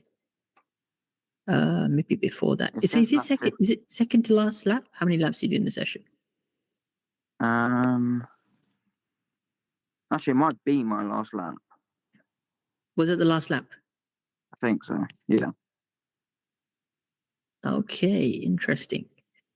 Because you definitely slowed down for the yellow flag. Okay, I think this is it then. This is the last lap of the race. Yeah. This is when you're chasing somebody down, coming through turn 1, fast I always left-hander. go faster when I'm chasing someone. That's natural. you push harder. Turns 2, 3, going up to 4. Looks nice. Yep, you're using the guy in front as a reference. It's excellent. Overall smooth. Your driving is smooth. You're not aggressive. I think overall your style is impressive. Final sector we're coming up to. Using a bit of the curb there, nice. It's a good camera they give you. Yeah, to be fair, it's not. Yeah. When I got the footage, I was like, this is actually a very good camera. Somebody crashed on the last lap. That forced you to take a tighter line, actually. Yeah. And then you're right on the bumper of this driver. You make the pass, I think. Good move. Go a bit defensive there. The car shakes a lot, right? In that last... Yeah. I experienced that many times. Awesome. So you've just seen this lap. What were the big things you changed in the endurance to get the 14? Overall, what do you think you were doing? It was definitely, the corner that you said, like, it really shakes. Yeah. Definitely that one, because it was actually good when I came off track and I was watching my teammates. It was good to see, like, if I don't get it right, you come out of it so much slower. So I think as soon as I got that one right, then that gained me quite a bit of time. And then it's got to be the chicane down the bottom, because then if you get that one right, and then it's like you get such a good run up the hill. Yeah, exactly. Let's go through it corner by corner. Let me get this pen up so you can see my cursor as well. Started the lap, especially in Saudis, it's all about keeping the reps high, and it's flat through the first turn. Yeah. Get close to the curb. I think this is acceptable. Yeah. Open up the corner. I hate it when it does this. It goes blurry. All right, let's see. That's that now. Flat through the first corner. Coming out nice and wide. Where are you braking over here? I just want to pause. I don't actually know. I kind of just brake when I think I'm supposed to brake. Some feeling, right? Yeah. It's off like, okay, I'm getting to the area I think. It's not like I look for somewhere on the track to brake. I kind of like brake when I'm like, okay, I'm like this sort of distance away from the corner, so I'm going to brake here. Yeah. Well, on this track, it's interesting. There's this rumble strip, or there's the curb actually on the left, and what happens? It actually dips.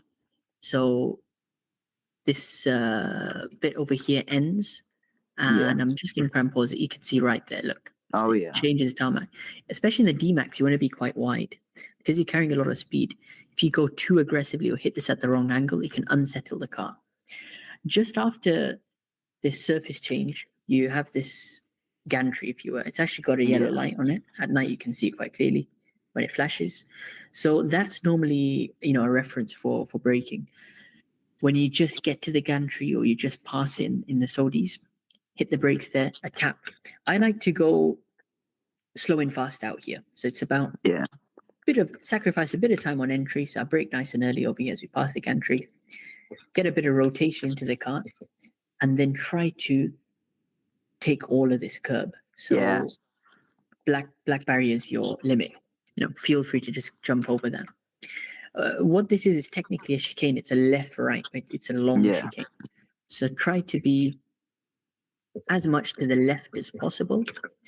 This is one way. So you hug it to the left and then you go to the right. Or you can try the line where it's almost a diagonal. So you reduce the meters over there. Experiment what works best for you. What did you sort of end up doing in the endurance?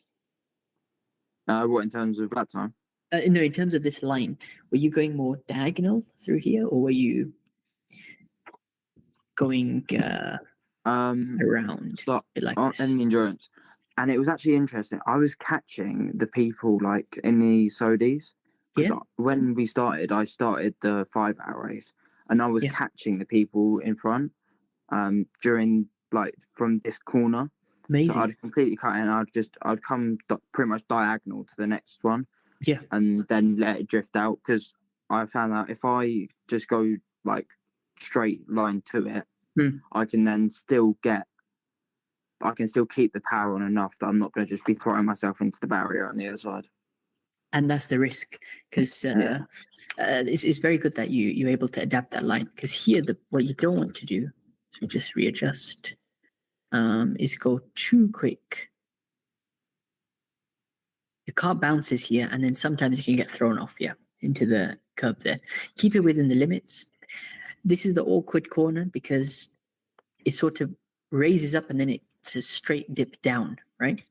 Are you moving the video? Because I can't see it moving at all. Okay, is it frozen now, or you can see? Yeah, it's frozen for me. Okay, let's stop sharing and then share again. Okay. Can you see now? Just as you're presenting, it just has your like profile picture. Can you see my screen? No. I can. Jeremy, can you see it? Yeah, I can. Okay. Do one thing, Kieran. Leave and rejoin. Yeah, I'll do it. Good. Jeremy, have you driven here before? No, I go What's your to local track? Daytona Sandown. Sandown, wow. I drove there last summer actually, and yeah, I can see it again. You back in? Yeah, I can see it. Amazing. Okay, so what happens at this point of the track? It curves, so it goes up and then it dips down, and the braking point and turning point is as this. Let's call it the crest. Yeah, on the lip, exactly. So it's awkward, Yeah. I like to turn and brake and really be on the limit of the kart over here. What were you doing in the race for your 1 minute 14 lap? Because when you come up the bit, you can't really see the corner because it's like obviously you're coming up a bit. So as soon as I saw the corner from going pretty much onto the lip, then I'd brake. Okay. And then I'd be a little bit more on the outside. So it's there's just a little bit of gap on the outside. Here over here, right? So you're heading to the outside. Yeah. And then it's about here that you do. Okay. That's very good. Skip back. In terms of your apex now, I would say black barrier is the limit. Yeah. It's acceptable to go over the inside curb over here. And what you want to do is head straight back out wide, right? Yeah. It's interesting. I learned from the last session I did is as opposed to coming straight and then veering left, continue in a straight line. Almost look at the tent over there. Yeah. What you're basically doing is hugging this right-hand side over here. Hug that, hug that, hug that. Let's just reframe this. So exiting the corner, hug the right-hand side, and you'd stay more on the right. I know this is a lap from before actually that you've done. You might have changed it ever so slightly, but what you do there is then you create a straight line all the way to the next corner. Yeah. Right. To show you even more clearly, let's say we're here, boom, straight line. Reduce the meters. Revs are low, you're building up speed after that hairpin. So feel free to do that. I don't know why on VLC Media it goes blurry, so I'm gonna have to keep on skipping every second or so. This is the next breaking point. How were you braking over here? Early, late, into the corner? What were you doing? I would brake quite late here to try and, because what I tried to do, I didn't try to drift in the endurance. I wouldn't try and drift like on the exit to the corner all the way out to the outside. Okay. Because it's very wide, the outside. So I'd kind of be in the middle, obviously off to the left, but just more in the middle. Okay. And how early or late were you braking in terms of these tires, let's say, on the right side? I would brake probably at the tires, just beyond the tires. Okay. Yeah. So braking nice and deep, that's similar to what I was actually doing. What about your apex now? Early, mid, late? In the endurance, I was on the apex a bit later. Excellent. So about here. Yeah. That's what you want to do. You want to skip this early part of the apex, even skip the middle. The reason you go for late is try to get the best possible exit out the corner. So when you're on the curb over here, now you can reduce the meters to the outside over there. Yeah? Yeah. Get on the gas, and now you've got a short straight coming up. So let me try and adjust that. Carry the speed on exit. Keep it on the left side, straight line as possible. You've got a bit of slipstream on this lap as well. This corner. Lift or brake? What are you doing? In this, I was braking. Because some of the laps I would try it without braking, and then I'd be like, oh, there's the barrier. Yeah. I was getting very, very close to it. But in this session, I was braking. I'm not sure if you can or can't brake. Yeah, it's definitely a break in the D-Max. What I found was in the Saudis is you have to, you can get away with a lift. I'm just trying to bring up my timings. Give me 1 sec. That's fine. Because it wasn't the last race, second to last race. I can't find the timings. So basically, because I'll show you my lap maybe after. I was just lifting over here and then laying the power down as you go down this hill, if it were. Yeah. Late apex, just like you've done on this lap. Beautiful. Nice attempt. Keep it wide. What were you doing here? Early brake, late brake? I was doing slightly earlier braking here. Well, in this session, I was doing slightly earlier. I was probably, from where I was braking here, I was braking probably a meter, probably-ish later. Yeah. And then obviously late apex because it's a hairpin. Super.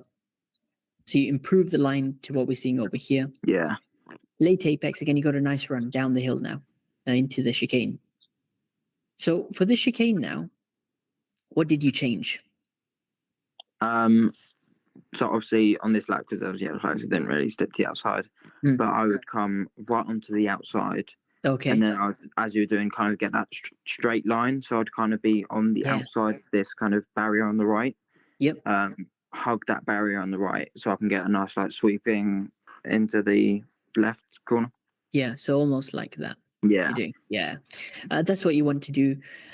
And prioritize the exit on this corner. So even if you have to brake a bit earlier than normal, get on the gas earlier, carry that speed up the hill. On the inside, black barriers the limit, so use all of that curb there. Try and go for a later apex again because it's a straight that follows. And then what about human DRS? Were you leaning forward, human DRS down here? I didn't on that one, but as someone that I'd slouch down a bit because in the car I'd kind of like shimmy myself down, if you know what I mean. So my knees would be like quite high. Some of the laps I'd put my head down, but we come into the final few corners. We have the fast left. This is pretty straightforward in a Saudi.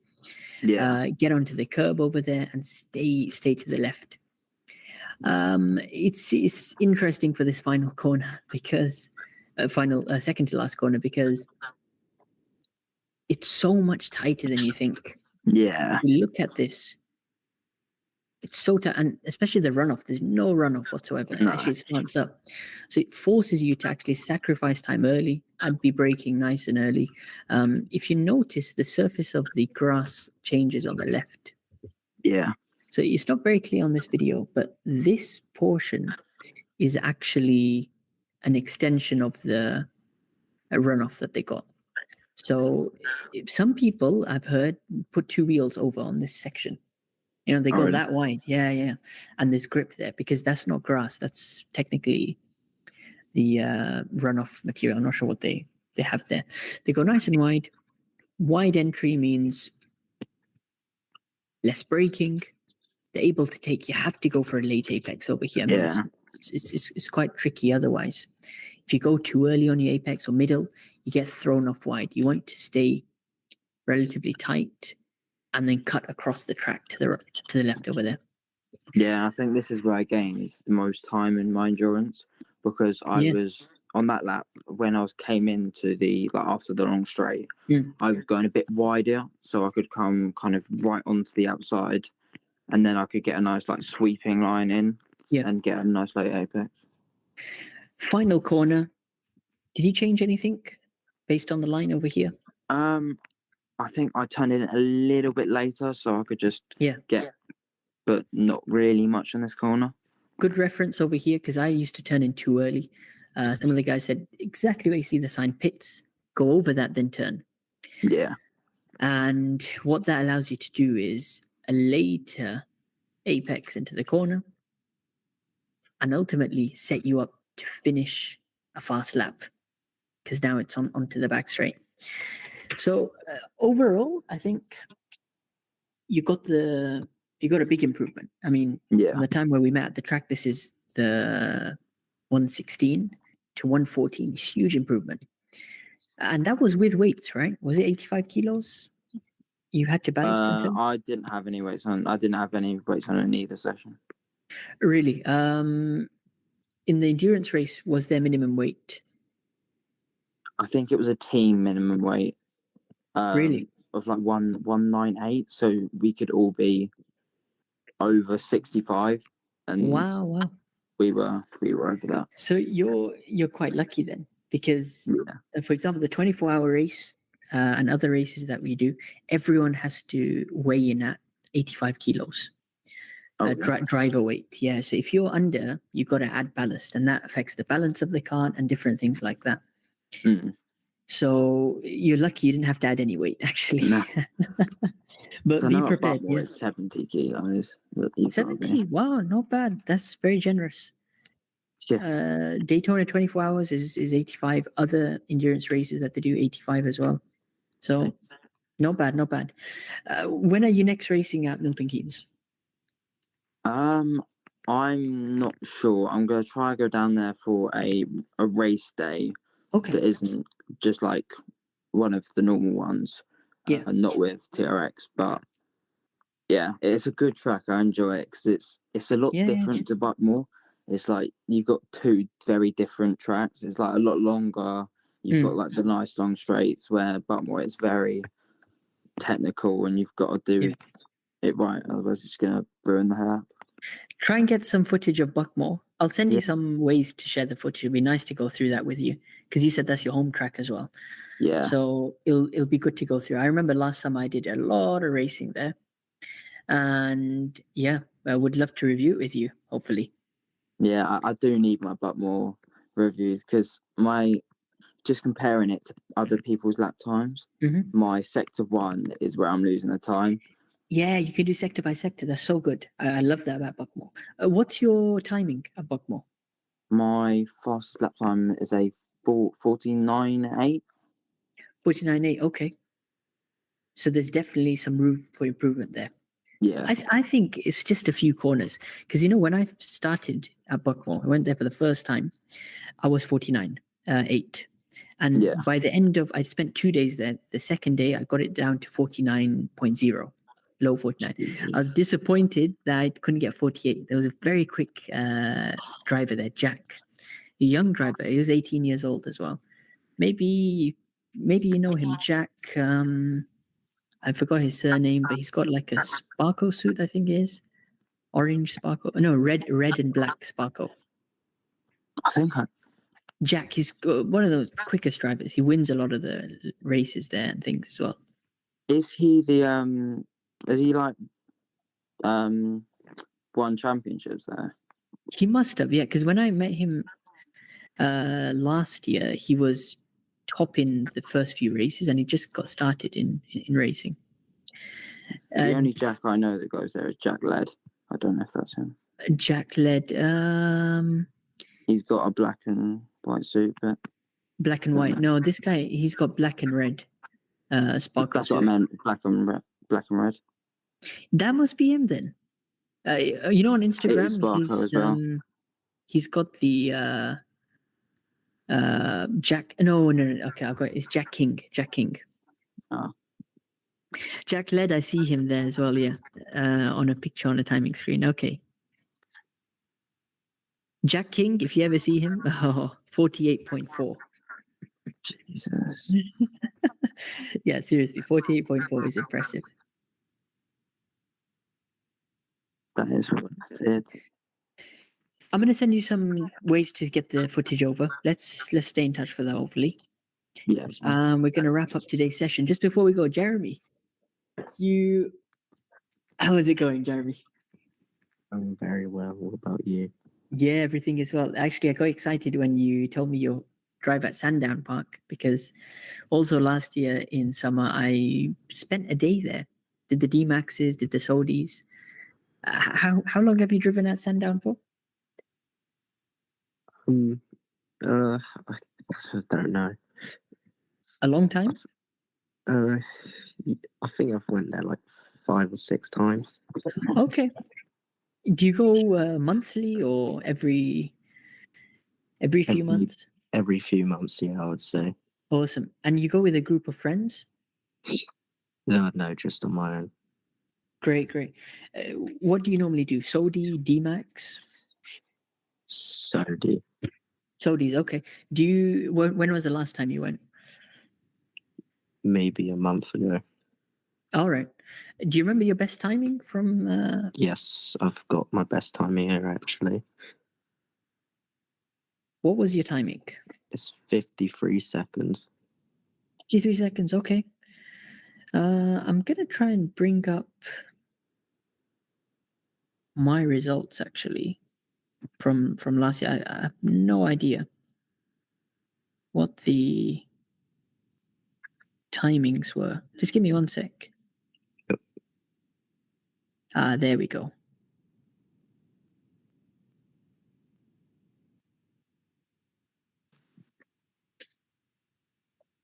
What was your best timing? 53 seconds. 53. No, this is the wrong track then. This is Tamworth.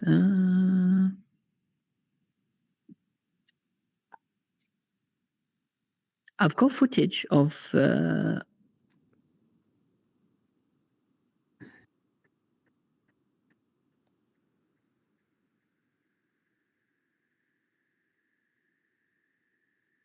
was it raining that day? No. A dry track, yeah? Yep. Awesome. I'm going to try and bring up some footage, hopefully, for next time. When did you join the academy? Recently? Just today. Just today? Okay. What I'm going to do, I'll send you a message on chat, and you'll find a place on the community hub to just put a request in for the next track help session. we're just winding up for today. That's why it's we've done about 4 hours, so Yeah. we're gonna call it a wrap. It's 1 o'clock where I live over here in Doha, so I'm gonna also call it a night. But let's catch up next week on Sunday. I'm gonna try and get my timings up, my footage up for Sandown, and if you're free similar time, join in the session. I would love to go over a debrief with you. Yeah, okay. Next time I go, I'll try and get some footage. Yeah, like Kieran, he doesn't have a GoPro, but he Yeah, I borrowed don't it from Daytona. I think. Did they give it for free, or do you pay some You have extra? to rent it out.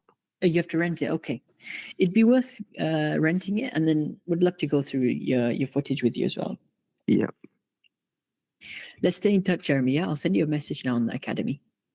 Yep. Okay. Take care. Take care. All right. Have a good you night. too. See you. Bye-bye. Bye-bye. And just like that, it is a wrap. One of the longest track help sessions, which means the community is growing. More people want to review their footage. More people want to share their footage. It was an amazing session. Didn't realize 4 hours went so quickly. We had people from all over the world: Thailand, Poland, Netherlands, UK. So much good footage, and so many different personalities as well. You get to see drivers from all over the world. So again, if you want to join the next track help session, same time, 6 p.m. GMT on a Sunday. And if you want to join the discussion, join the academy for free. Click the link in the description. But until the next track help session, guys, I'll see you next time. Goodbye.